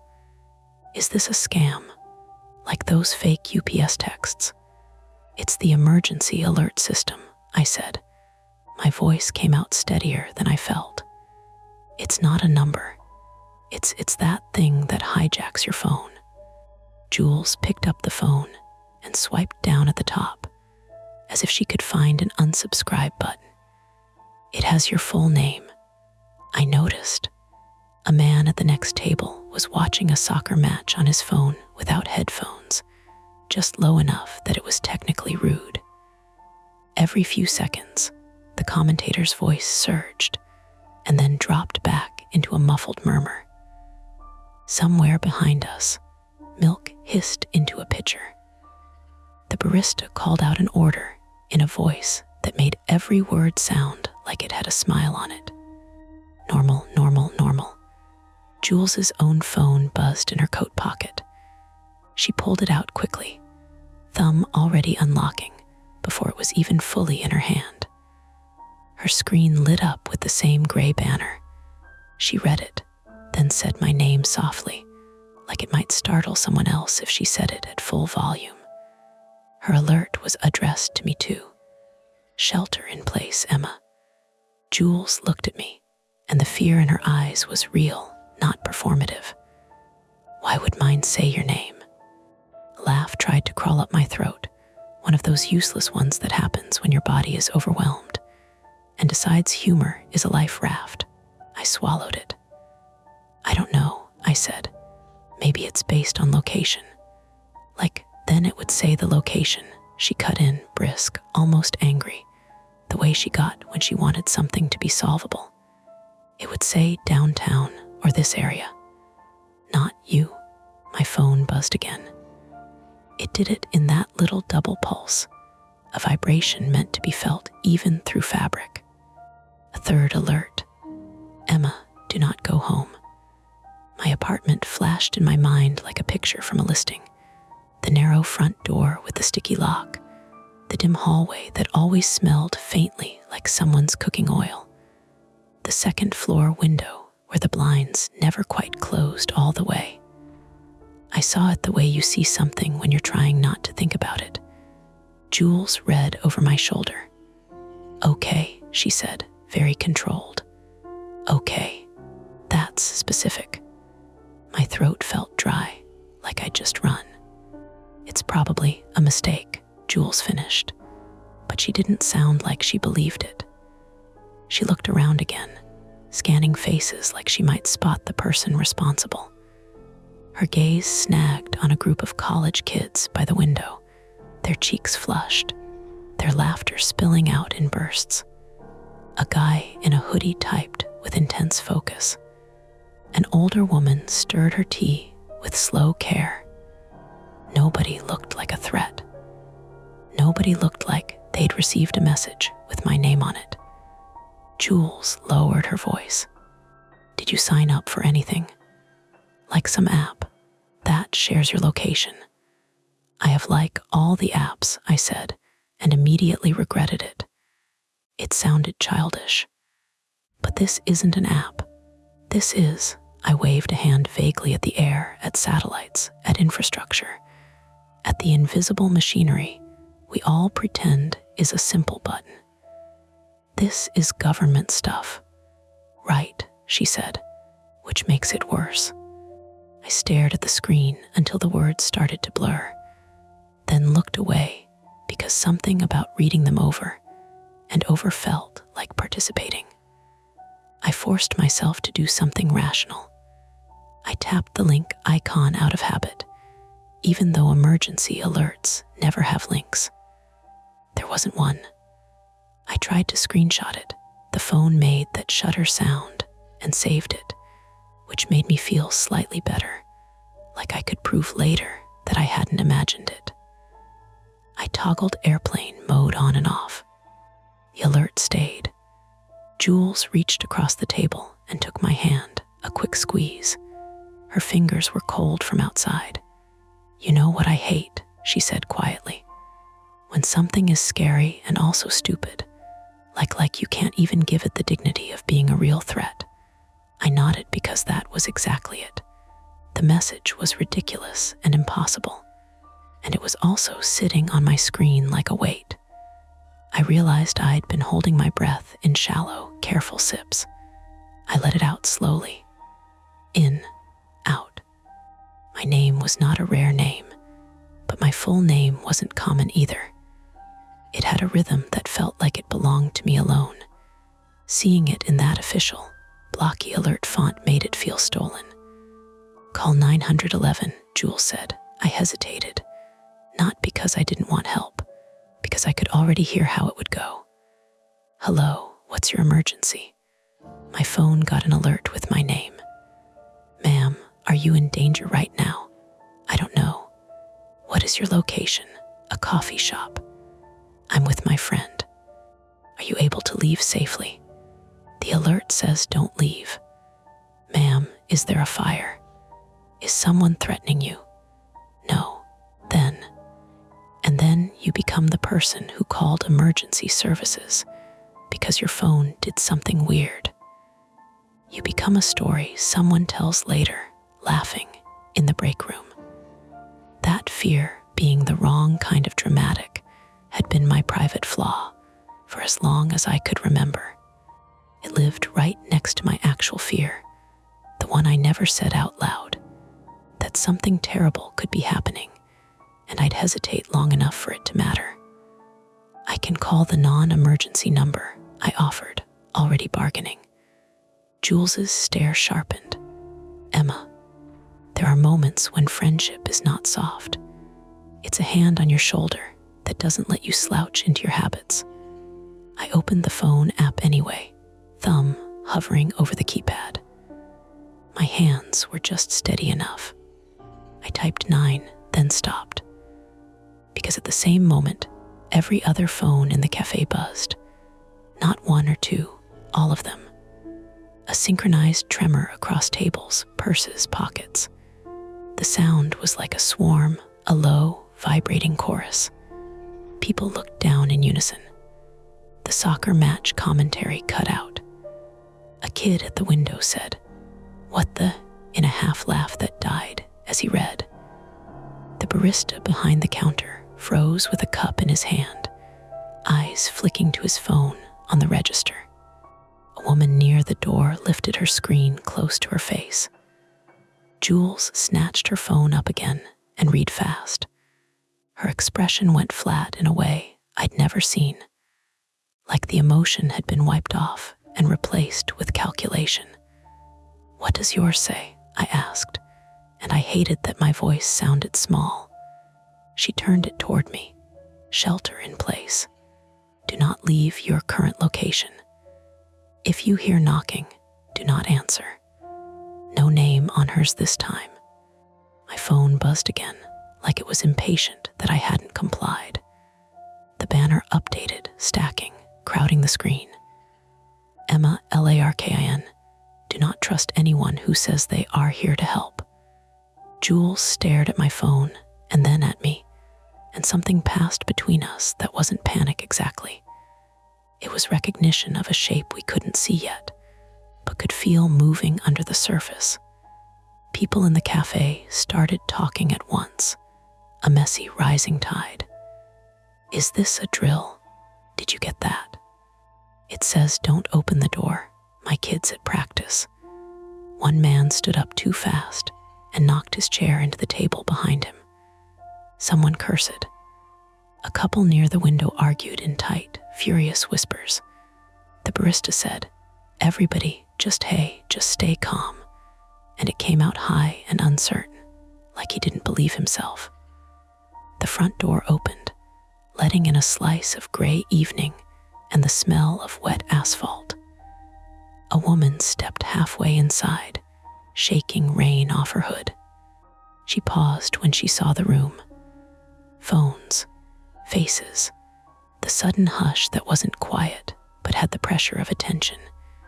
"Is everything okay?" she asked, voice muffled by her scarf. Before anyone could answer, another sound cut through the cafe. A knock, not on the glass of the shop. On the back door behind the counter, the one marked employees only that led to the alley and the dumpster and the delivery entrance.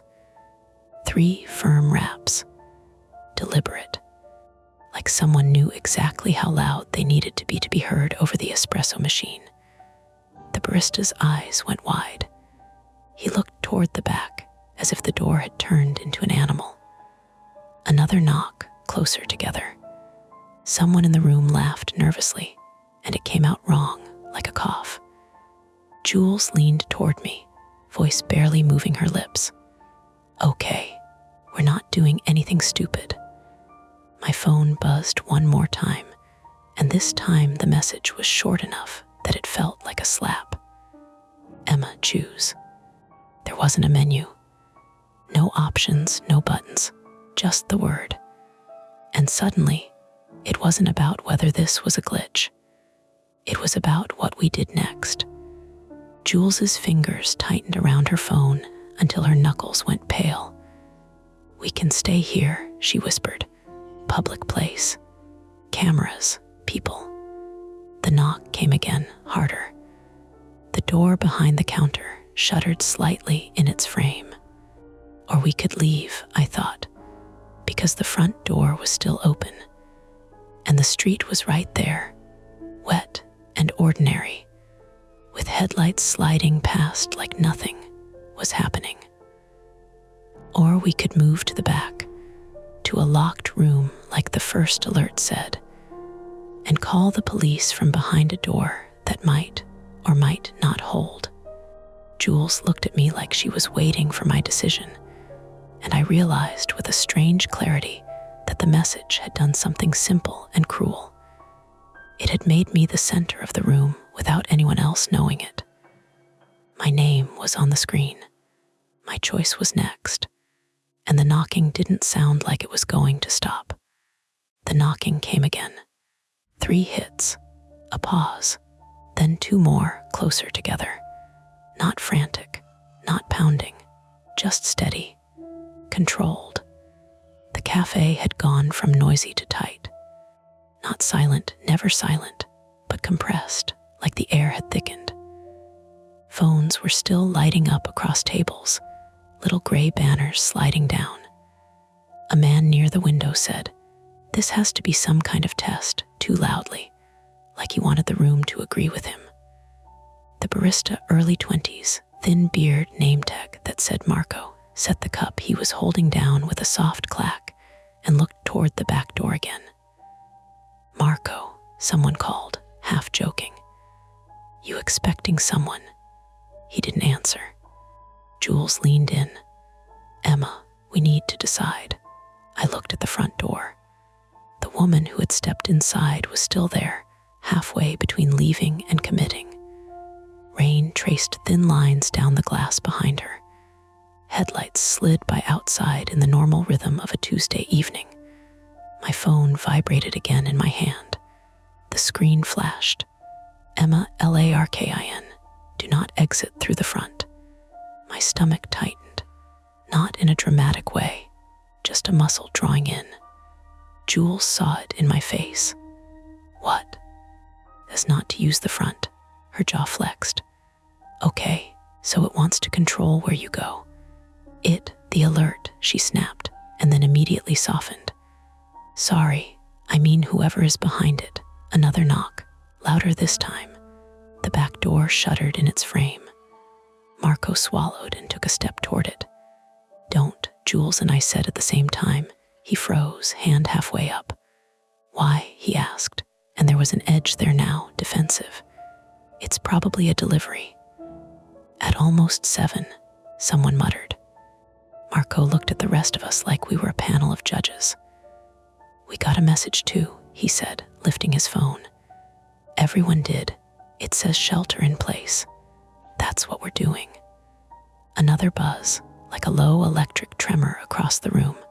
A new alert. On my screen, "Emma, if you do not comply, others may be harmed." The words didn't need to be in all caps to feel like they were. Jules read it over my shoulder. "That's manipulation," she said immediately. "That's someone trying to isolate you." "But what if it's not?" I heard myself say. I hated that my voice wavered on that last word. I hated that the message had found the exact seam in me. The part that always second-guessed whether my hesitation would cost someone else. A man at the back, mid-30s, broad shoulders, wearing a red Sox cap, stood up and moved toward the counter. "Look," he said, trying to sound reasonable. "If someone's knocking, we should at least ask who it is." "No," Jules said, sharp. He looked at her like she'd insulted him. "You don't get to decide that."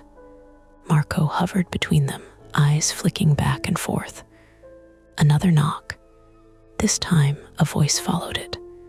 "Marlowe's Cafe, open up." It was muffled through the door, male, not shouting, just raised enough to carry. Marco's shoulders sagged a little. "See," he said, "it's just someone." My phone buzzed again. "Emma, he will say his name is David. Do not open the door." I didn't know a David. Not one who'd show up at a coffee shop alley entrance in the rain. "Ask his name," I said. The Red Sox guy shot me a look. "What? Ask him his name," I repeated. Marco turned toward the back door. "Oh, what's your name?" he called a beat. "David," the voice answered. The room seemed to tilt a fraction. Not a dramatic lurch, just a subtle shift, like the floor wasn't perfectly level. The Red Sox guy's face went blank for a second. Then he laughed. "Okay, that's weird." "Weird doesn't mean dangerous," Marco said quickly, but he didn't move closer. Jules's hand found mine under the table and squeezed hard enough to hurt. "This is targeted," she whispered.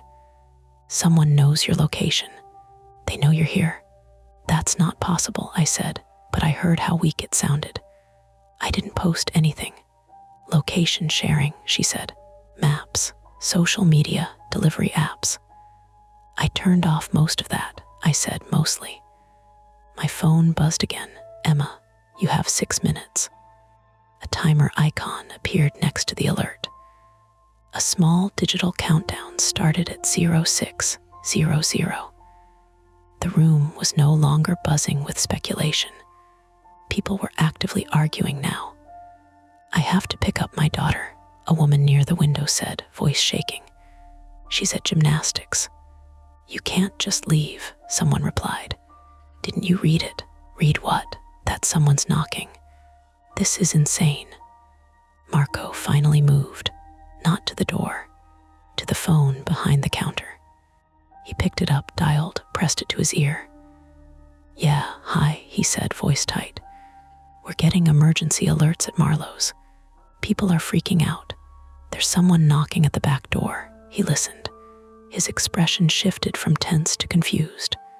"No, I know," he said, "but it's using someone's name, specifically." Yeah, we'll stay put." He hung up. "What did they say?" Jules asked. "They said they've had reports of anomalies," he said, choosing the word carefully. "Like alerts misfiring. They're looking into it. They told us to shelter in place until further notice." "Did they confirm a threat?" the Red Sox guy demanded. Marco hesitated. "They didn't say there wasn't one." That was not comforting. The voice at the back door came again. "Look, I'm with the building management. We need to check something in the alley. It'll take 2 seconds." The handle rattled slightly. Not enough to break anything, just enough to remind us it existed. My phone vibrated. 0458. "Emma, if he enters, this escalates." Jules leaned closer. "Okay, hear what's happening," she said, low and fast. "Either this is some kind of coordinated hack targeting you, which is terrifying but contained, or it's tied to something real, which means someone out there thinks you're in danger." "I'm not in danger," I said automatically. She held my gaze. "Are you sure?" The question hung there. I thought about the sticky lock on my apartment door, the way it sometimes didn't fully catch unless you pulled it hard. The email I'd gotten 2 weeks ago from a stranger who'd said, "You shouldn't walk home alone so late." I dismissed it as spam, or a creep casting a wide net. I hadn't told anyone about that. My phone buzzed. 0412. "Emma, move to a secure room." "Now." "There's an office in the back," Marco said suddenly, like he'd been listening to something we couldn't hear. "Small storage room, only one door." Jules looked at me. "That's what the first alert said, locked room." "And isolate me," I said.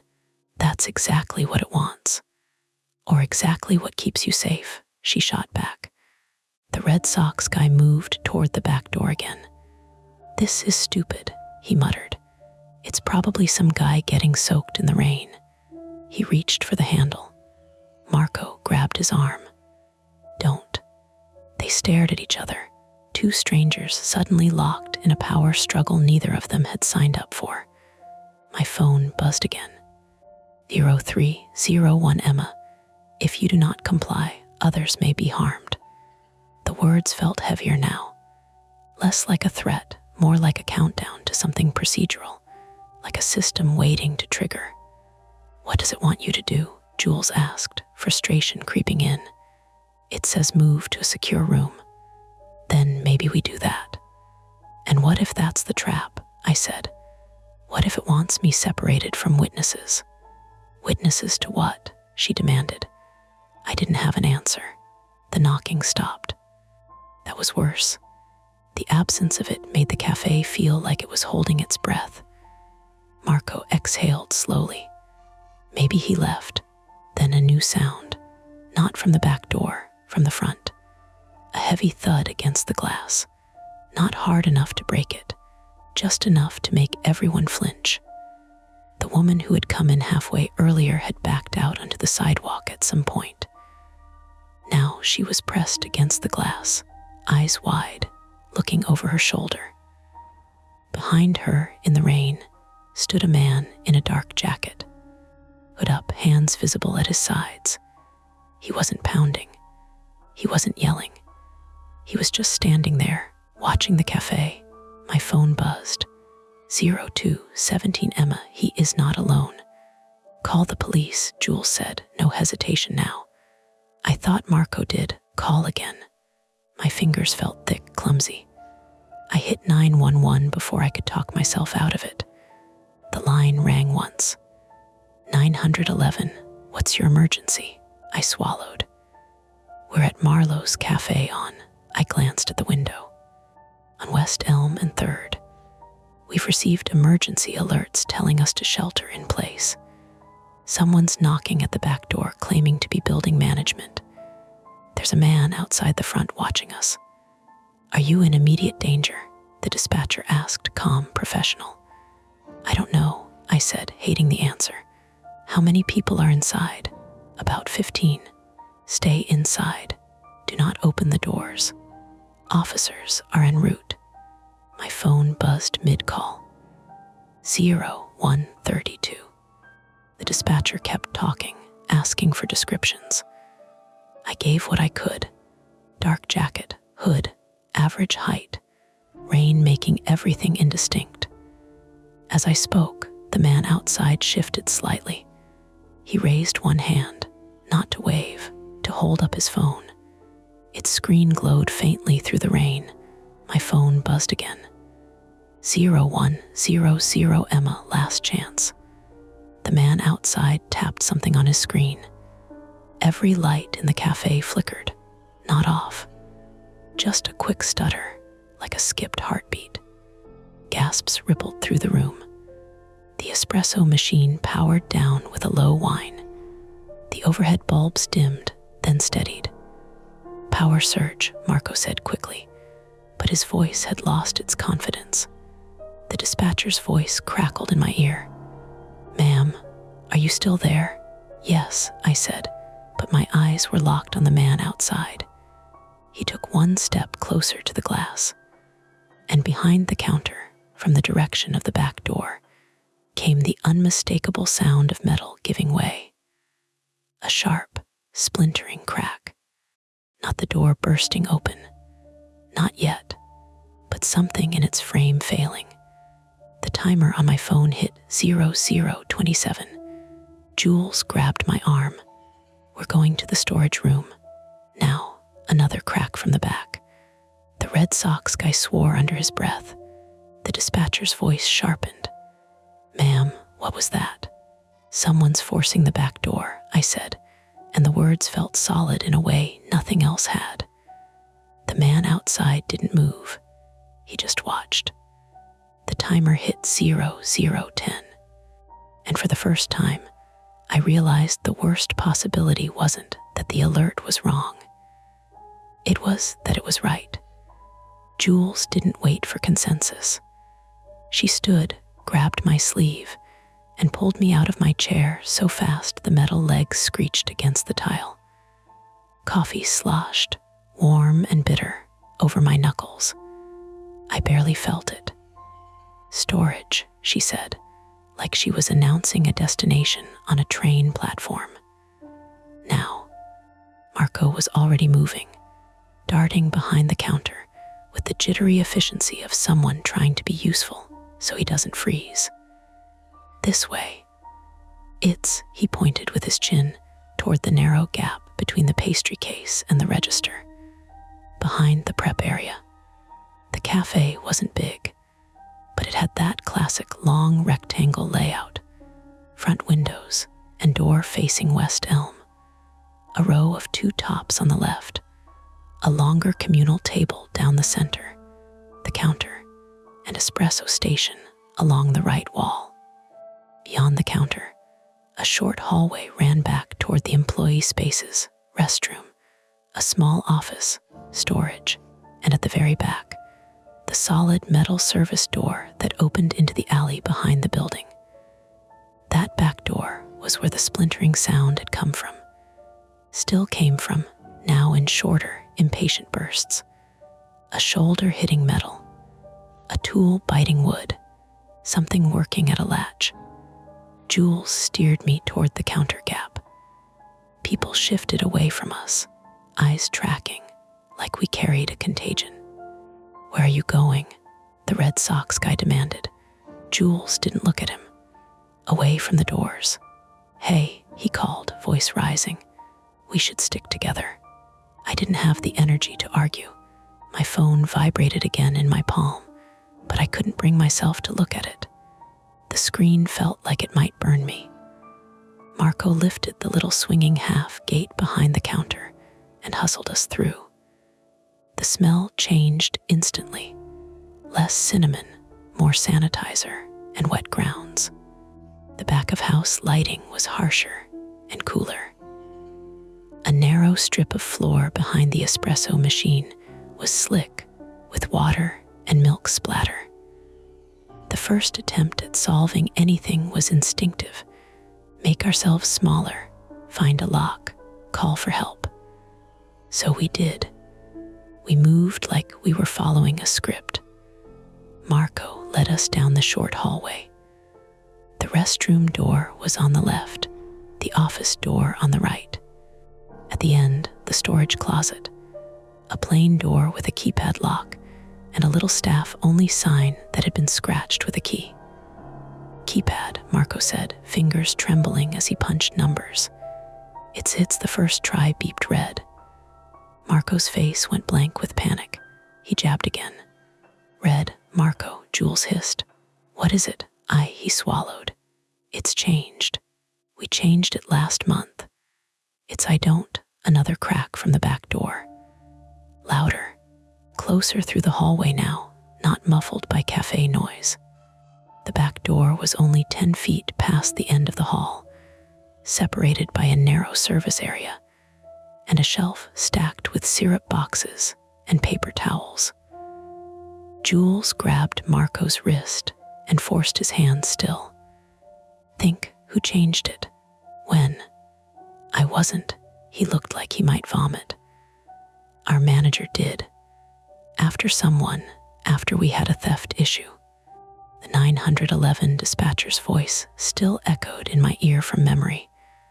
But the call had ended when Jules yanked the phone away and shoved it into my coat pocket so I'd keep both hands free. "Officers en route. Stay inside. Don't open doors." The alert hadn't said, "Don't go into the back hallway." It had said, "Secure room." "Office," I said. Marco flicked his gaze to the office door. "It locks," but Jules was already reaching for it. The office was tiny, basically a closet that pretended to be a workspace. A desk with a monitor, a corkboard with schedules, a small safe bolted to the floor, and a windowless wall that hummed faintly from the refrigerator compressor on the other side. The door had a simple lock with a turn bolt. Jules shoved us in, slammed it, and turned the bolt. The sound, metal sliding into place, was so satisfying it almost made me dizzy. We stood there in the cramped room with our breathing loud in our ears. Marco leaned against the desk, eyes wide, hands hovering as if he wasn't sure where to put them. Jules pressed her palm flat against the door, like her body could reinforce it. I finally looked at my phone. 0000. The timer had ended. Nothing exploded. No siren, no new message. Just my lock screen, smudged with sweat. For half a second, relief rushed through me so hard my knees softened. Then buzz. A new alert. "Emma Larkin, you made it worse." My stomach dropped through the floor.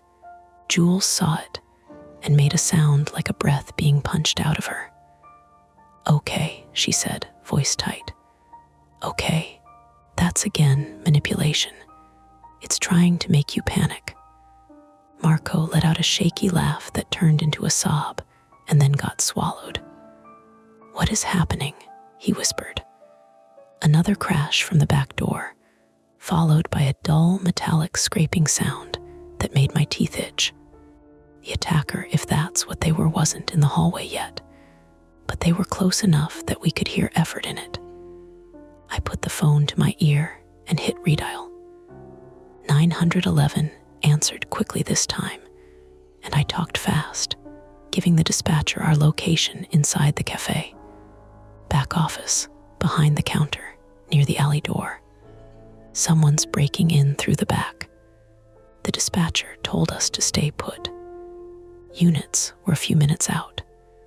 Few minutes in this moment felt like an entire separate lifetime. That was attempt 1.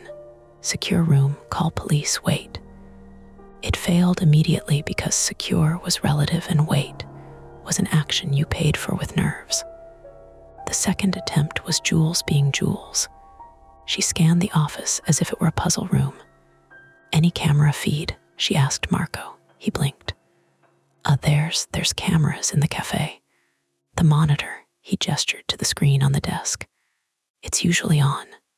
Jules slapped the mouse. The screen lit up with a grid of black and white feeds. The front windows, the counter, the seating area, the hallway, our hallway with a warped fisheye view that made the narrow corridor look like a tunnel. And then the back door feed. The alley camera was mounted high, angled down toward the service entrance. The picture was grainy, rain streaking the lens, but you could see the metal door, and in front of it, a man with his hood up. Not the one outside the front. Different jacket, different build. This guy was shorter, stockier, moving with irritated purpose. Wasn't using a crowbar. He had a small tool in his hand, maybe a pry bar, maybe a heavy screwdriver, and he was working the frame with fast, practiced jabs. The kind of motion that said, not his first time. "Is that David?" Marco whispered. I stared at the feed. Hood, obscured face. No way to tell. The man paused, turned his head like he could hear something inside.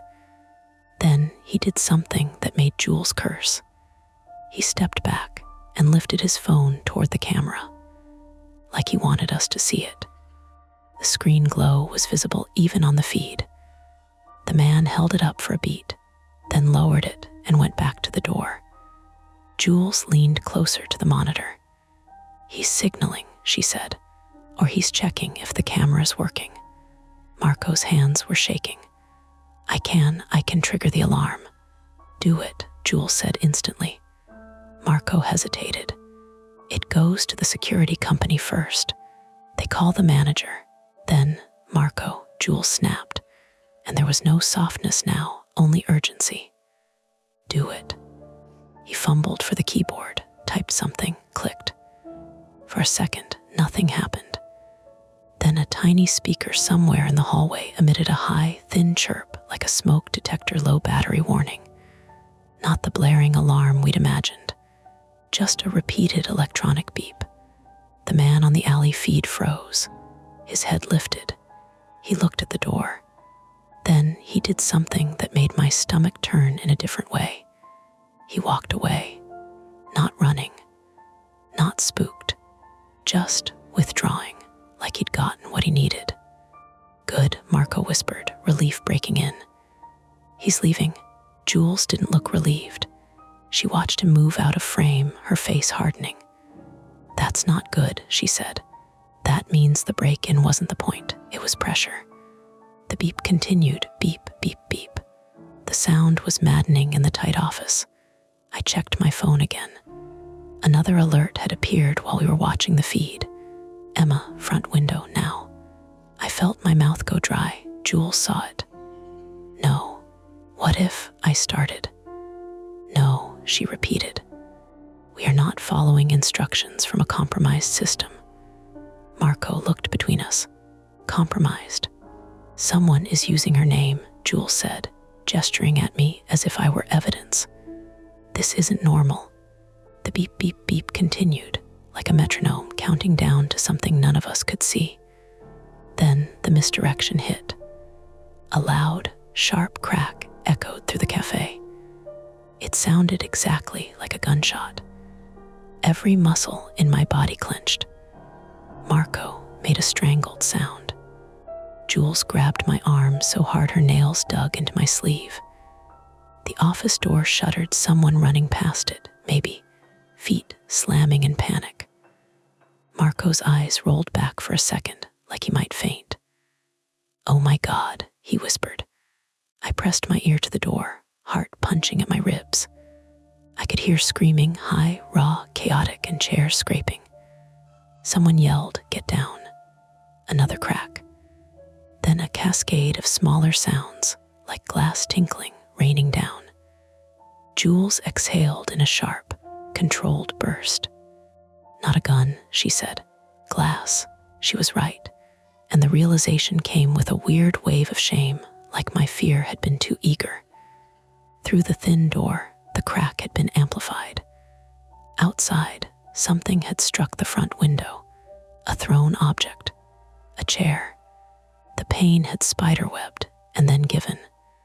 The screaming was people reacting to a sudden physical breach. I moved to the monitor. The cafe seating camera showed chaos. People were crouched behind tables. Some were rushing toward the back hallway, which meant they were coming toward us. Someone had knocked over a chair. A woman was on the floor, hands over her head, eyes huge. And at the front window, where the glass had been rain sprayed in, blown by wind and passing cars, a jagged opening yawned like a mouth. The man who had been standing outside was now close to the broken pane, reaching through. Not with a gun, with his arms. He was trying to unlock the front door from the inside by reaching for the handle. Last crack had been the window giving way, not a shot. Terrifying, yes, but explainable, real. This was a break-in, and they were doing it the fastest way. Jules's face went pale in the monitor glow. "They're coming in," she said. Marco's lips moved soundlessly. "We have people out there." I saw the Red Sox guy. He was up now, grabbing a metal chair and raising it like a shield. He looked furious, not heroic, like he was going to do something stupid because doing nothing felt worse. My phone buzzed. Emma opened the office door. Let them in. It made no sense. Let who in? The attacker, the patrons, the police, or let me out? Jules saw it and actually laughed, a sharp, ugly sound. "Oh, now it wants you to open doors. Convenient." The alarm beep in the hallway suddenly stopped, and in that sudden quiet, we heard something else. A buzzing, low and electric building, then darkness. Not a flicker this time. The office lights cut out completely. The monitor went black. The cafe went black. The only light left was the glow of our phones, bright rectangles hovering in our hands like tiny stages. Marco made a panicked sound. "The power, backup," Jules asked, already moving. She tapped her phone flashlight on, a harsh cone of white. It hit the door, the desk, Marco's face. "No," Marco said, voice rising. "We don't have backup." Outside the office, someone pounded on the hallway wall. A voice yelled, "Let us in." Another voice, closer, shouted, "The front's broken." "They're inside." Jules's flashlight beam cut under the door. Shadows moved, feet. A hard thump hit the office door. "Open," someone screamed. "Please." Marco took a step toward the door instinctively, like he couldn't stand the sound of begging. Jules blocked him with her body. "We don't know who that is," she said, but her voice cracked on the last word. She wasn't immune. She was choosing. A second thump. The bolt rattled. "Please," the voice sobbed. "They have," the sentence broke into a cough. My phone buzzed again, insistently. "Emma, THUI will say they are hurt. Do not open. My skin prickled. The alert was anticipating the exact manipulation being used outside our door. Either someone was watching and feeding it in real time, or the person outside knew what we were receiving and was tailoring their approach to it. Both options made me feel sick. Jules whispered, "Emma, look at me." I turned my head and met her eyes in the flashlight glow. Her pupils were wide. Her face looked older, stripped of its usual polish. "You told me once," she said softly, "that your biggest fear is being the person who overreacts, the person who makes a scene." I didn't remember telling her that. Maybe I had, late at night, over wine, when the truth slips out because you don't think it matters. "Well," she continued, voice hardening, "this is the moment where making a scene is allowed, where it's required. You called 911. Good. Now we hold this door." The pounding outside softened into frantic knocking again. Someone rattled the handle. Someone slid down the door and cried. Marco's breathing was fast and shallow. "They're going to break the glass, and what if they get everyone?" I found the safe bolted to the floor and yanked it open. It was locked, of course. I slammed it with frustration. Jules scanned the room again and grabbed the office chair. She wedged it under the doorknob at an angle, bracing it against the desk leg. It wasn't perfect, but it made the bolt feel less alone. That was attempt 2, trigger alarm, watch cameras, identify threat. It partially worked. We saw the alley attacker withdraw, but it tightened the trap. It shifted the attack to the front, created chaos. And now the power was out, cameras down, and the hallway was full of unknown people. My phone's battery was at 18%. Jules's flashlight was already dimming at the edges.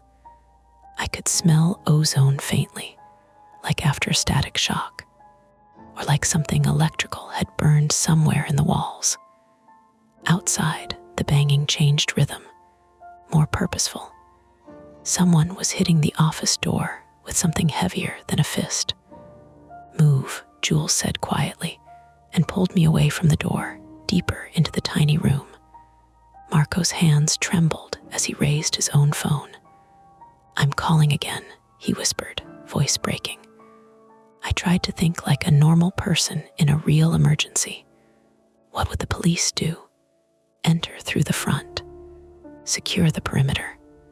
Clear the building. In the dark, with a broken window, with patrons flooding into the back hall, with someone actively trying doors. We were in a closet with a lock that could be defeated with time. My phone buzzed one more time, and the words were so simple they felt like a trap closing. "Emma, they are using you to get inside." The pounding stopped. For 2 seconds, there was only breathing and the faint drip of something in the hallway, water from someone's coat, maybe, or rain blowing in from the front. Then the office door handle turned slowly, not rattling, not yanking, turning as if someone had a key. Jules's face went blank. "Marco," she whispered. He shook his head wildly. I don't have." The handle turned again, smoother this time. The bolt held, but the door flexed. And from the hallway, a new voice spoke close to the crack, calm and low. "Emma Larkin," it said. I felt every hair on my arms lift, because the voice didn't sound like a stranger begging for help. It sounded like someone who expected me to answer. And behind that voice, down the hallway, came a different sound, heavy footsteps moving away, toward the back door, toward the alley like someone was repositioning while we were pinned. Jules mouthed, "Don't." My phone, dimming, buzzed one last time before the screen went black. "Emma Larkin," the calm voice repeated, closer to the crack in the office door. Jules didn't move. Her whole body was a barricade. shoulders squared, one hand gripping the back of the office chair wedged under the knob like it was a lifeline. Marco stood by the desk, phone up, screen glowing weakly, thumb hovering over the call button like he didn't trust himself to press it. I couldn't see much beyond Jules's flashlight cone and the pale rectangles of our screens. The office felt smaller than it had a minute ago. The air was warm and stale, with a faint burnt metal smell that kept tugging at my attention. Outside the door, whoever it was didn't knock again. They didn't pound. They just waited as if patience was part of the plan. "Who is this?" Jules called, voice hard. A pause, then, "Police, we need you to open up." Marco made a sound of relief that was almost a laugh. Jules didn't. "What's your badge number?" she fired back. Another pause, like the person outside hadn't expected pushback. "Ma'am, open the door. It's unsafe back there." I felt my pulse climb. It wasn't the words. It was the tone, too smooth, too practiced, like someone doing an impression of authority from a movie. Jules lowered her voice, barely moving her lips. "Emma, do you trust this?" I shook my head. "Marco," Jules whispered, "did you hear sirens? Anything?" "No," he mouthed. His eyes were wet. "Nothing." Outside, the voice sighed an audible, theatrical exhale. "Emma," it said, and now it dropped the act. "You can make this quick, or you can make it messy." My name again, used like a key. Jules's nails dug into my wrist. "Back away from the door," she whispered. I did, bumping the desk. Something on it rattled a stapler, a cup of pens, tiny domestic sounds that felt obscene right now. Then the office doorknob turned. Slow, steady, not testing, not guessing, turning like the person had all the time in the world. The bolt held, the chair held, but the door flexed under pressure. "Marco," Jules snapped. "Do you have anything heavy?" Marco looked around like he'd never seen an office before. His eyes landed on the small safe bolted to the floor. "It's locked," I said automatically. I tried. Jules grabbed the mouse from the desk, an absurd weapon, then discarded it. "Keys," she said. "Marco, where are the keys for the register or the safe?" "There's no key," he said, voice cracking.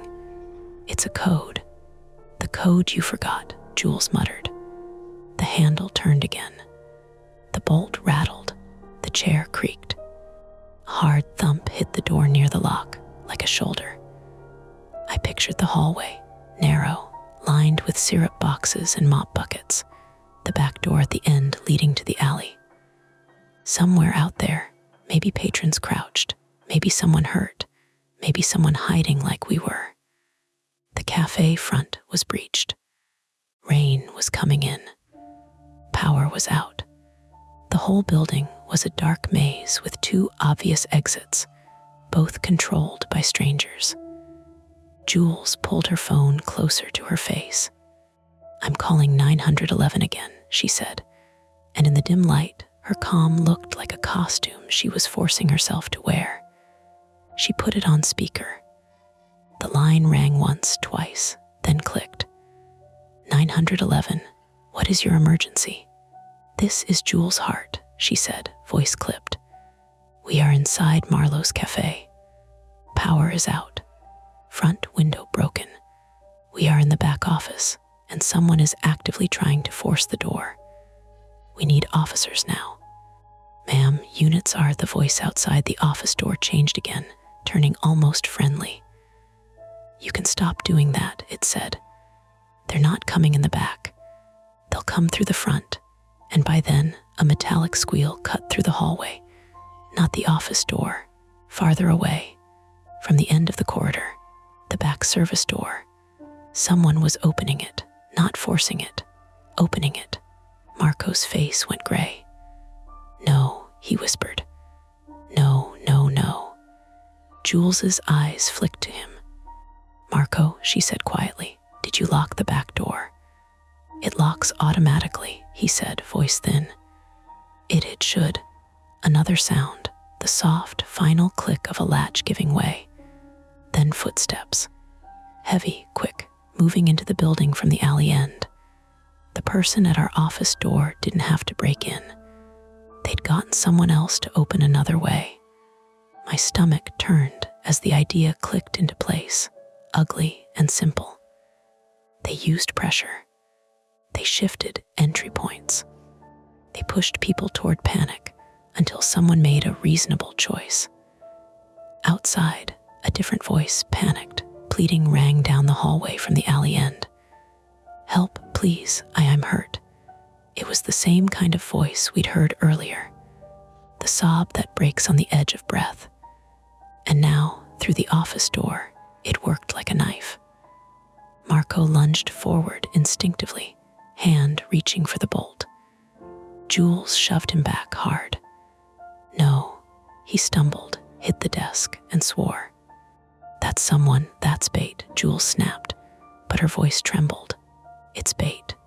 The pleading voice continued. "Please." They're outside, a sudden wet cough. The sound of someone choking on air. Marco's eyes went wild. His private fear being responsible for harm was all over his face. He couldn't hold it in. He grabbed at the bolt again, shaking. "We can't just, Marco," I said, stepping between him and the door, voice harsher than I expected. "Listen to me. They want you to open it." His breath hitched. "You don't know that." "I do," I said, "because they're telling me what you'll do before you do it." It was true, even without my phone glowing confirmation.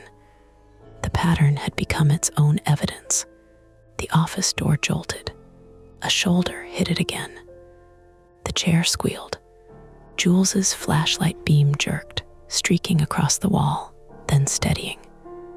She breathed through her nose, slow and controlled, like she was forcing oxygen into a system that wanted to shut down. "Emma," she whispered, close to my ear, "we need an exit that isn't a door." I looked around uselessly. No window, no ceiling hatch, just drywall, a desk, a safe, a corkboard with someone's shift schedule pinned to it like a normal life still existed. And then I remembered the hum in the wall. The refrigerator compressor on the other side. The wall behind the desk wasn't exterior. It backed onto something, storage, maybe. Or the small prep room behind the counter. Or the utility closet. It didn't matter what, it was space. It was another route. I grabbed the desk and pulled. It scraped across the floor with a horrible grinding sound. Jules helped immediately, shoving with her shoulder. Marco stared for half a second like we'd lost our minds, then joined, hands shaking but strong. The desk shifted away from the wall, exposing the baseboard and a cheap patch of drywall that looked newer than the rest, different paint sheen. "Why is this here?" Jules whispered. Marco blinked hard. His voice broke.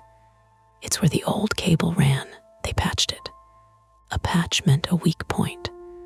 I grabbed the metal stapler from the desk and used it like a hammer, smashing the drywall at the edge of the patch. It dented, then cracked. Powder puffed into the air. Jules coughed, kept hitting. We weren't strong.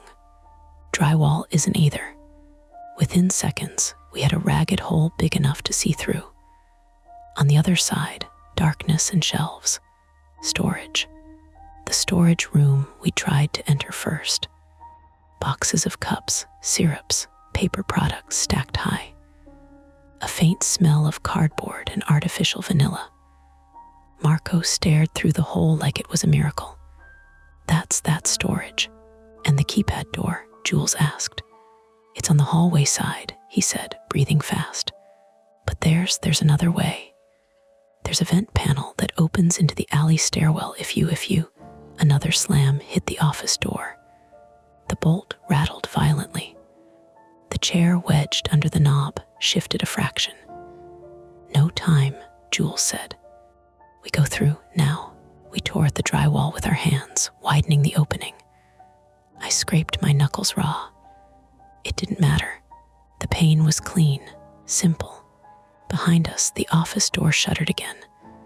The wood around the lock groaned, and I realized with a cold clarity, if we stayed, we'd be caught. Not maybe, not probably, caught. Jules pushed her phone through the hole first, then wriggled through, coat snagging on jagged drywall. She hissed as it tore fabric. Marco followed, breathing like he'd been running. I went last, and as I swung one leg through, the office door finally gave a loud crack, wood splitting around the bolt. The chair clattered.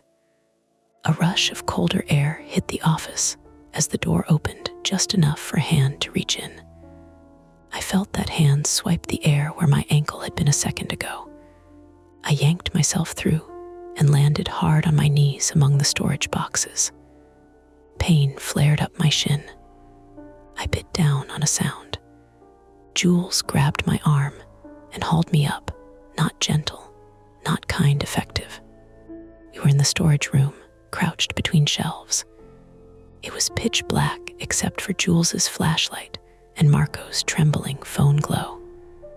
Behind the ragged hole, the office door opened wider. A silhouette filled the frame. Someone stepped inside the office, their outline cutting through Jules's light spill. "Emma," the voice said again, close now. Calm, almost disappointed. "You really want to do this the hard way." We backed deeper into storage, careful not to knock over stacks that would announce us. My knee throbbed. My breath came too loud. Jules whispered, "Where's the vent?" Marco pointed with a shaking hand toward the back of the storage room. A low metal panel near the floor, half hidden behind a stack of paper towel boxes. "That leads to the alley stairwell," he breathed. "But it's screwed shut." "Tools," Jules whispered. Marco looked around desperately. He reached for a small maintenance kit on a shelf, the kind with a screwdriver and some spare screws. His fingers fumbled, dropped it. It clattered against the concrete floor like a gunshot in the quiet. The voice in the office stopped. A beat, then footsteps, slow, approaching the hole. My stomach clenched. Jules crouched by the vent panel, fingers working the tiny screws with the screwdriver, shoulders tight. Marco held the flashlight beam steady, but his hand shook so much the cone of light danced. I heard the soft scrape of fabric against drywall as someone leaned into the hole from the office side. Then another voice farther away from the cafe itself, shouting, angry, the Red Sox guy maybe. Someone saying, "Get out of here," followed by a crash and a scream. Chaos in the front, pressure everywhere. The person at the hole hesitated. That hesitation was our only gift. Jules twisted the last screw free and yanked the panel off. Cold air breathed in, smelling like rain and garbage. Beyond it was a narrow crawl space leading to the alley stairwell. Not generous, not comfortable, but it was not the office door. "Go," Jules whispered. Marco went first, shoving his phone into his pocket and wriggling through on his elbows. Jules grabbed my shoulder. "Emma, listen." Her voice was low, urgent. "When we get out there, you run. You do not stop to negotiate. You do not stop to be polite. You run." It hit right at my flaw again, my stupid, lifelong reflex to be reasonable.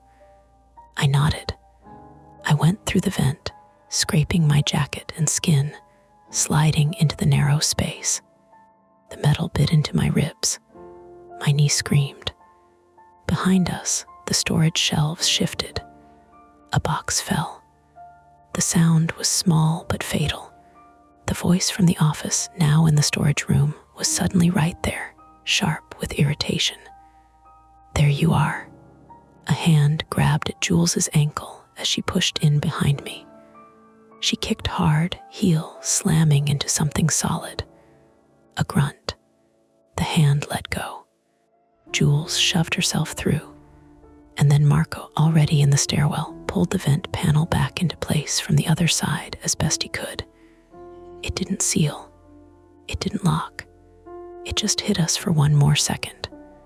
We spilled into the alley stairwell like animals. It was a concrete chute between buildings, slick with rain, lit by a single buzzing security light halfway up.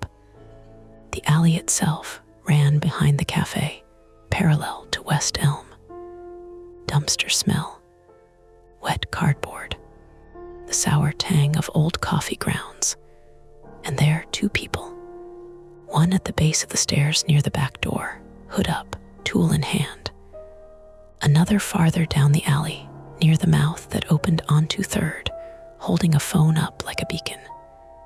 They saw us immediately. Of course they did. Emma, the nearer one, said, and hearing my name in the open air made my skin crawl. Don't run. We just need to talk. Jules didn't pause. She grabbed my sleeve and yanked me sideways down the alley, away from the back door, toward 3rd. Marco stumbled behind us, making a broken sound between a sob and a gasp. The nearer man lunged. Jules turned at the last second and slammed her shoulder into a stack of flattened cardboard leaning against the wall, sending it avalanching into his path. It wasn't heroic. It was desperate. It bought half a second. We ran. My knee buckled. Pain shot up my leg. I almost went down. Jules hauled me, teeth clenched. Move, she hissed. Move. The man down the alley stepped forward, blocking the way to 3rd. His phone screen glowed, reflecting rain, and for a split second I saw what was on it, a gray banner like the emergency alert interface. He wasn't just watching it, he was using it.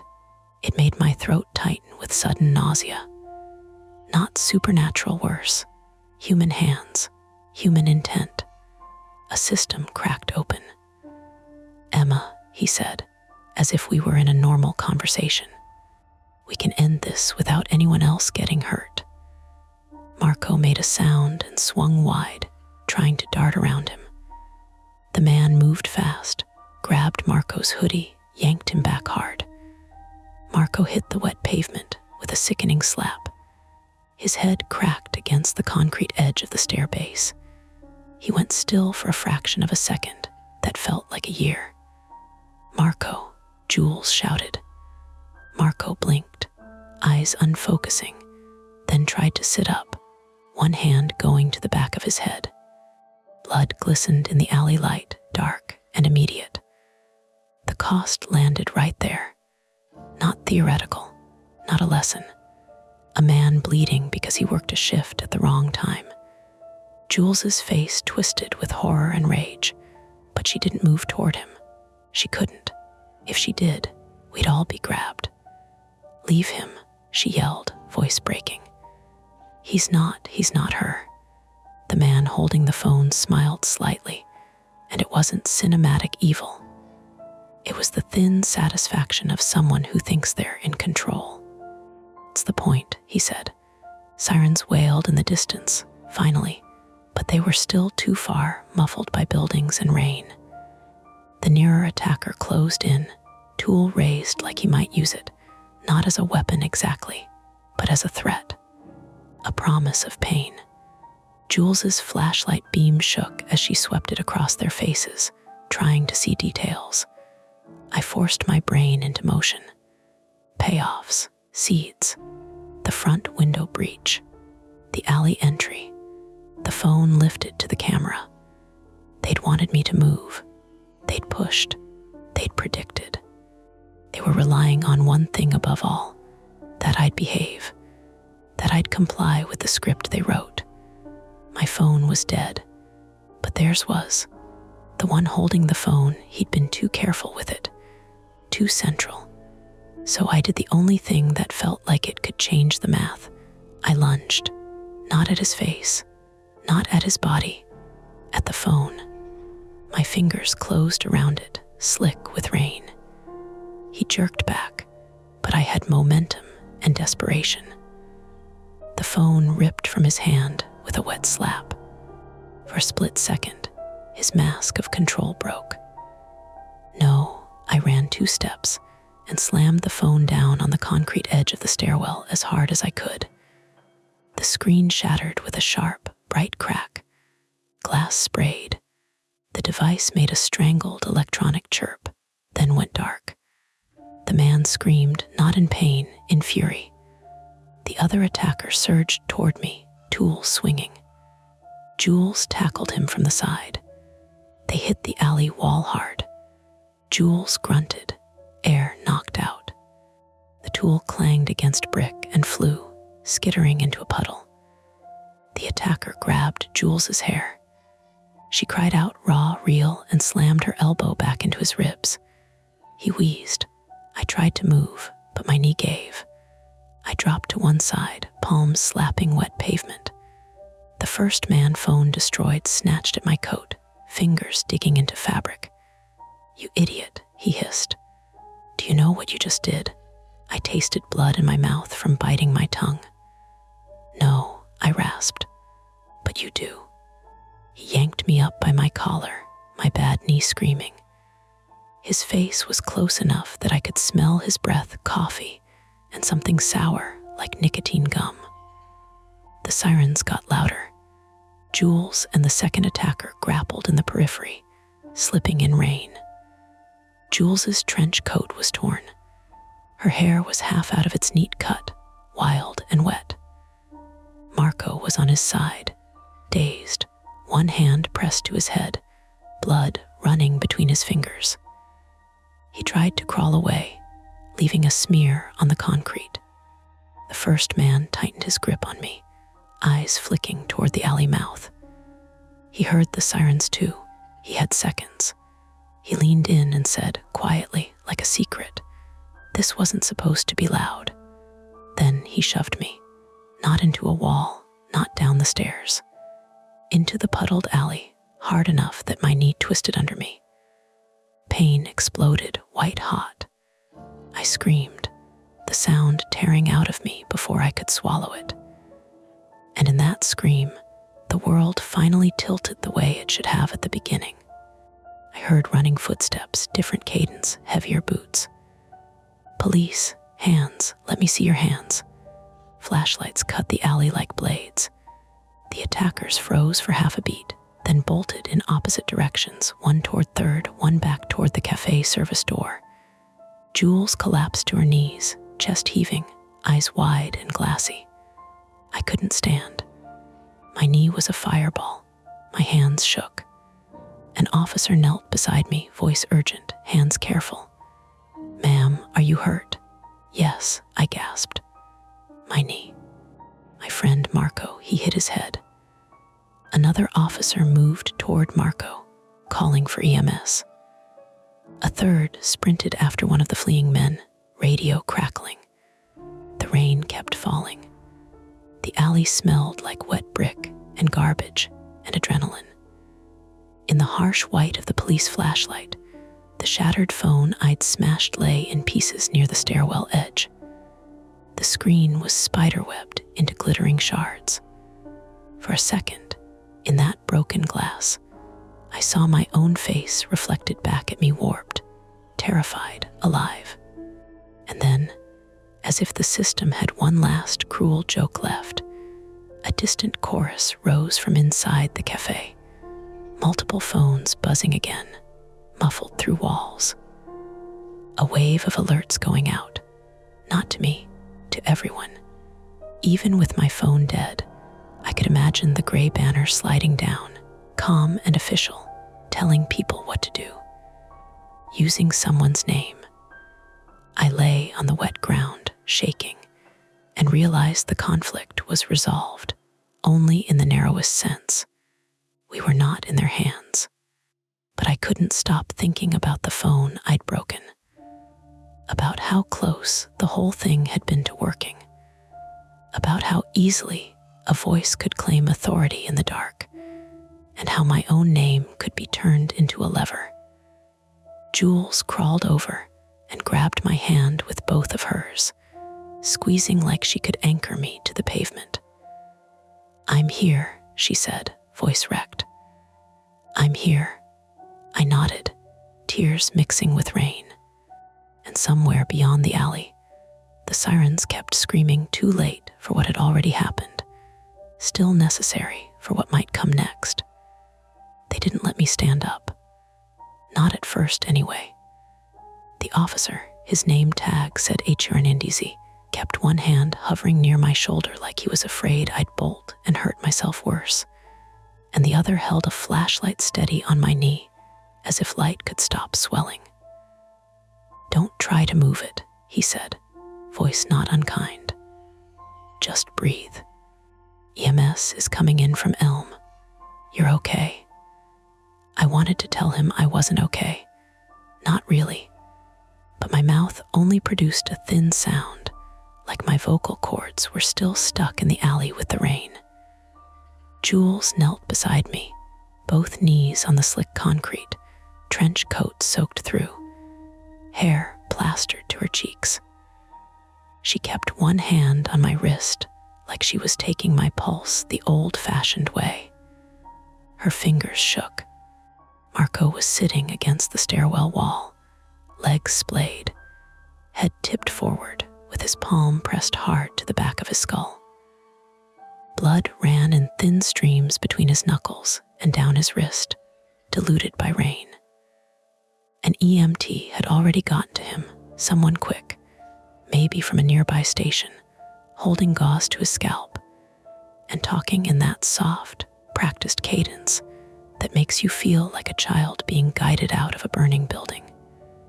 "Hey, Marco," the EMT said. "Stay with me. Tell me your full name." Marco blinked slowly.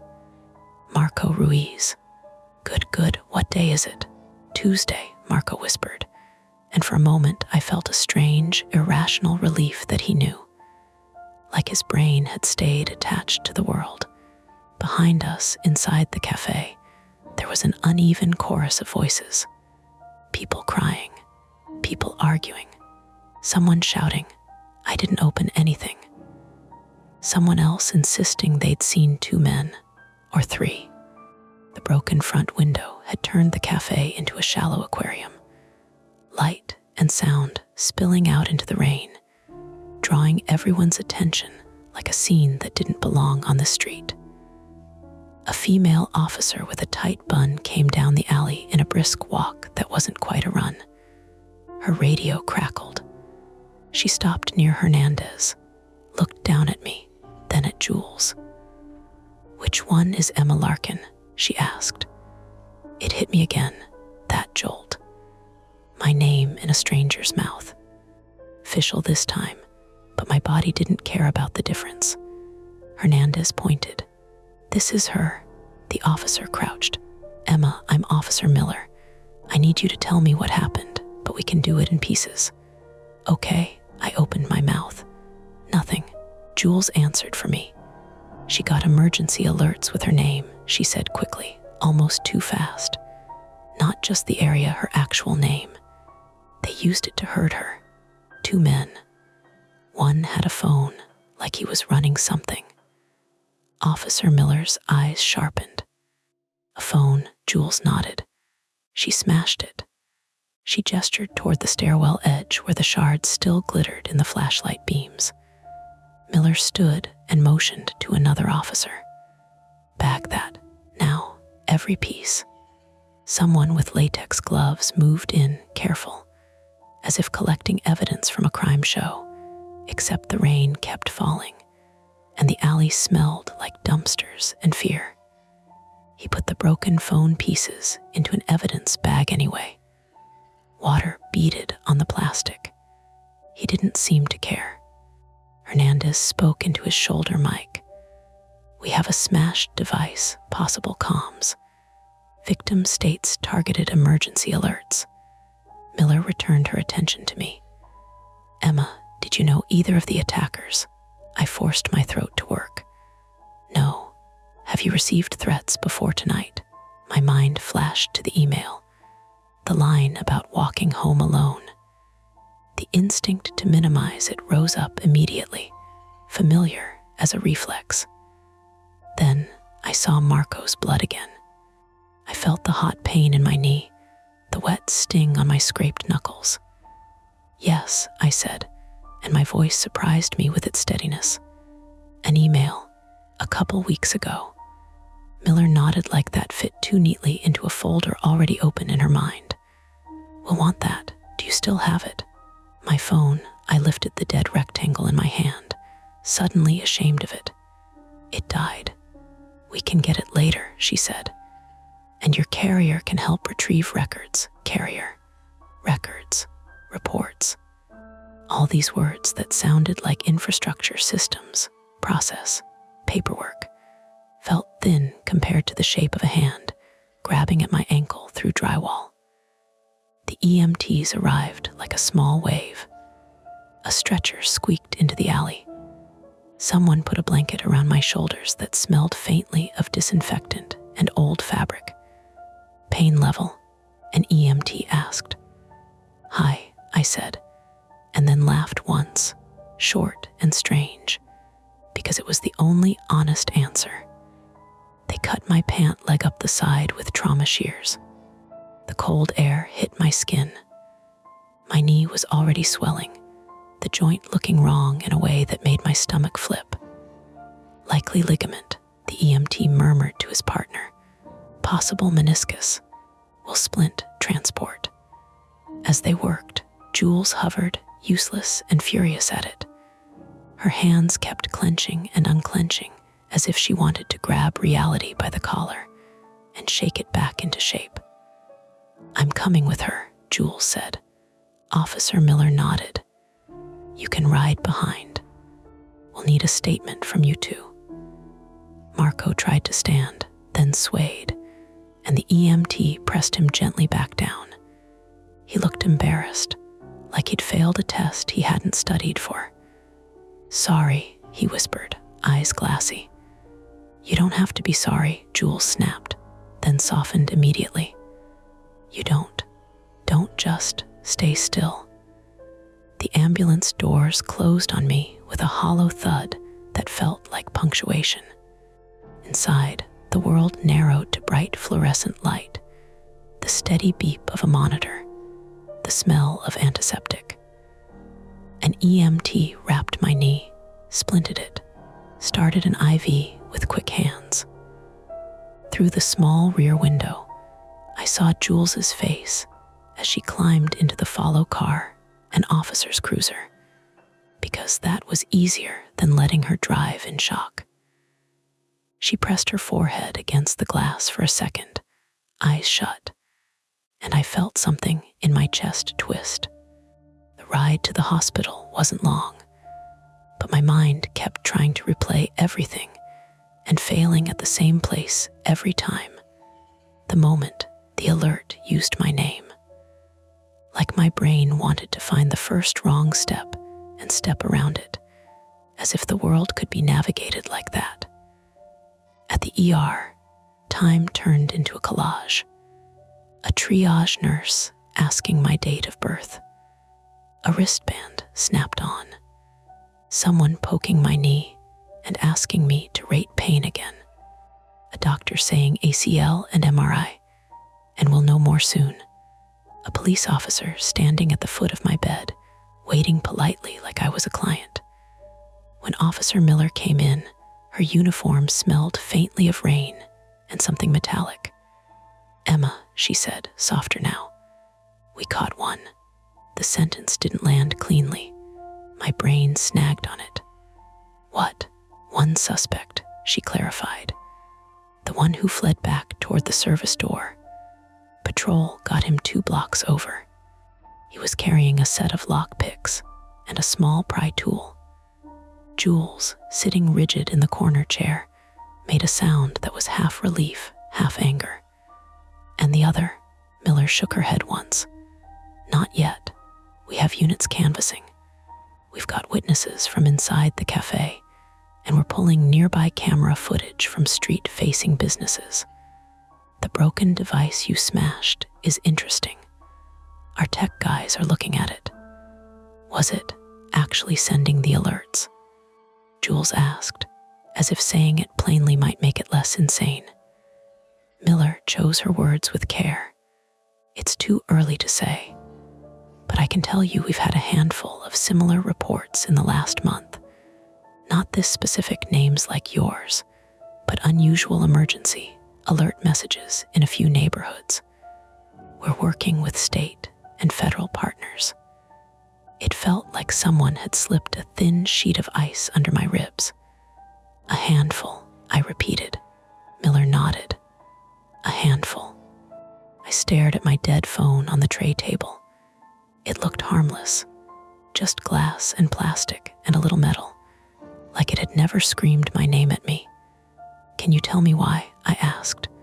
Miller's expression didn't change, but something in her eyes did. Not sympathy. Not exactly. More like recognition of a question she couldn't answer without lying. Not right now, she said. We'll be honest with you about what we can. Which meant there was a lot they couldn't. She took my statement in pieces. I described the cafe layout, the knocks, the voice claiming to be police, the broken front window, the alley. I told her about the alert predicting the name David and the countdown timer. Jules filled in when my memory snagged. Marco's manager's code change, the camera grid, the attacker lifting his phone to the alley camera like he was saluting. Miller asked about my life with gentle professionalism, where I lived, where I worked, who might have a reason to target me. She asked if I'd recently broken up with anyone, if I'd had conflicts at work, if I'd argued online. The questions were normal, procedural. It made the story sound almost normal. I had no tidy enemy, no ex, no stalker I could name, just a vague email and the ordinary vulnerability of existing as a person in a city with too many data pipes and not enough locks. After Miller left, a doctor came back and confirmed what the pain had already told me. Likely an ACL tear, maybe more. I'd need imaging, possibly surgery, weeks of rehab. The words were calm, clinical. They sounded like someone else's future. Jules sat in the chair and stared at the wall for a long time. The adrenaline had burned off, leaving behind a raw, hollow exhaustion that made her look unfamiliar. I keep thinking, she said finally, voice barely above a whisper, about that first moment. The first alert. Yeah, I said. I've gotten weather alerts, she continued, eyes unfocused. Amber alerts. That weird one about a missing elderly man. None of them have ever, she swallowed. None of them have ever felt like someone was in the room with me. I nodded. My hands were still trembling, but now it wasn't fear.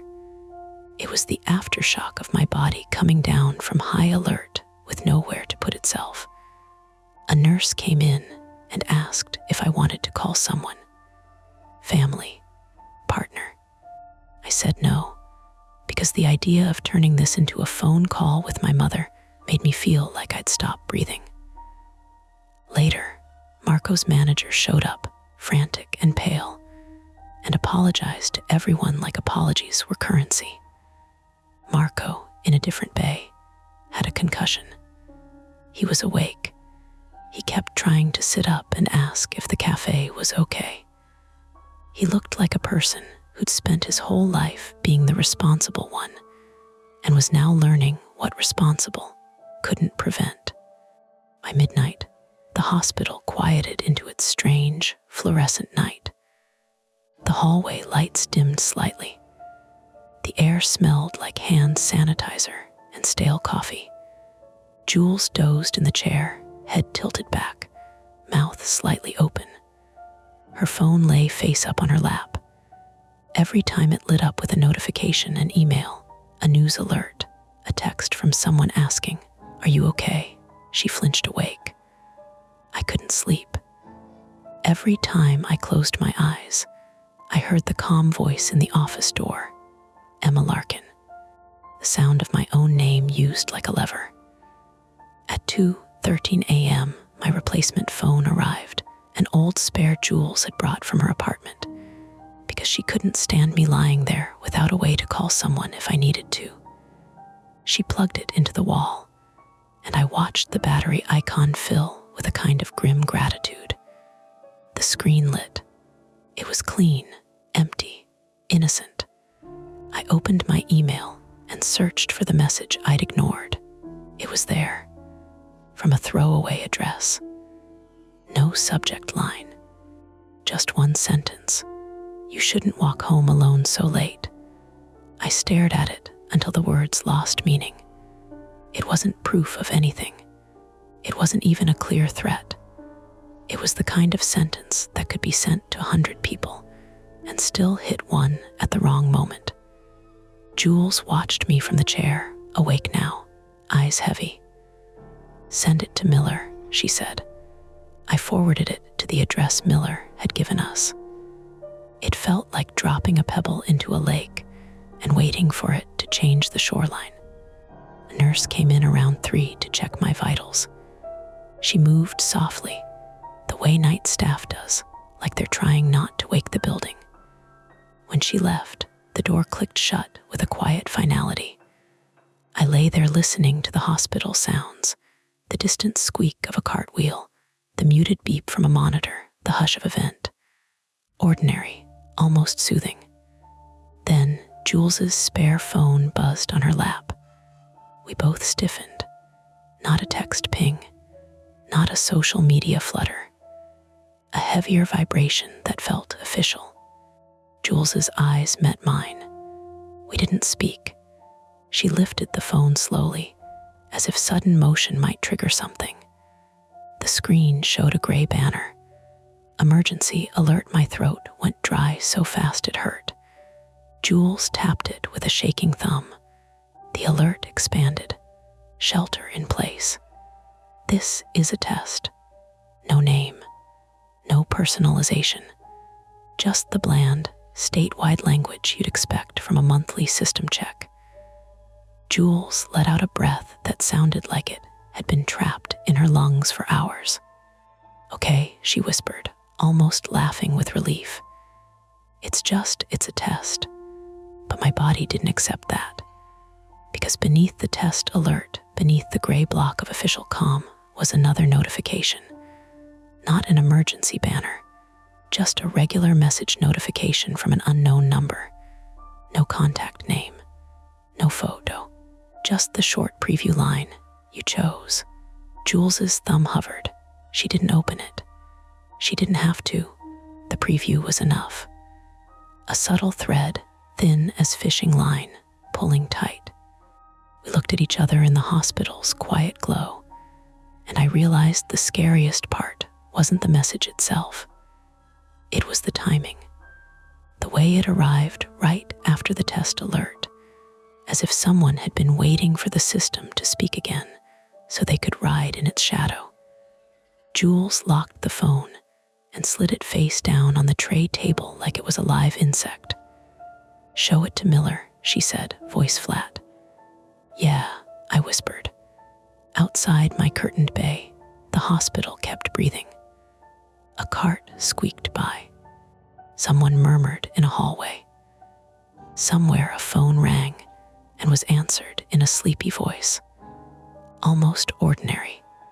Except now every vibration, every banner, every buzz felt like it could be my name again. And I knew, with a cold, quiet certainty, that even if the police caught both men, even if they explained the exploit in a neat press conference with careful nouns, the damage was already done. My name had been used as a weapon, and I would hear it differently forever. The shadows fade for now, but the stories never end. Don't forget to hit like, subscribe to Mia Horror Stories, and join our community of horror lovers. If you're hungry for more, check out the next video. Just remember, the scariest part is often the one you don't see coming.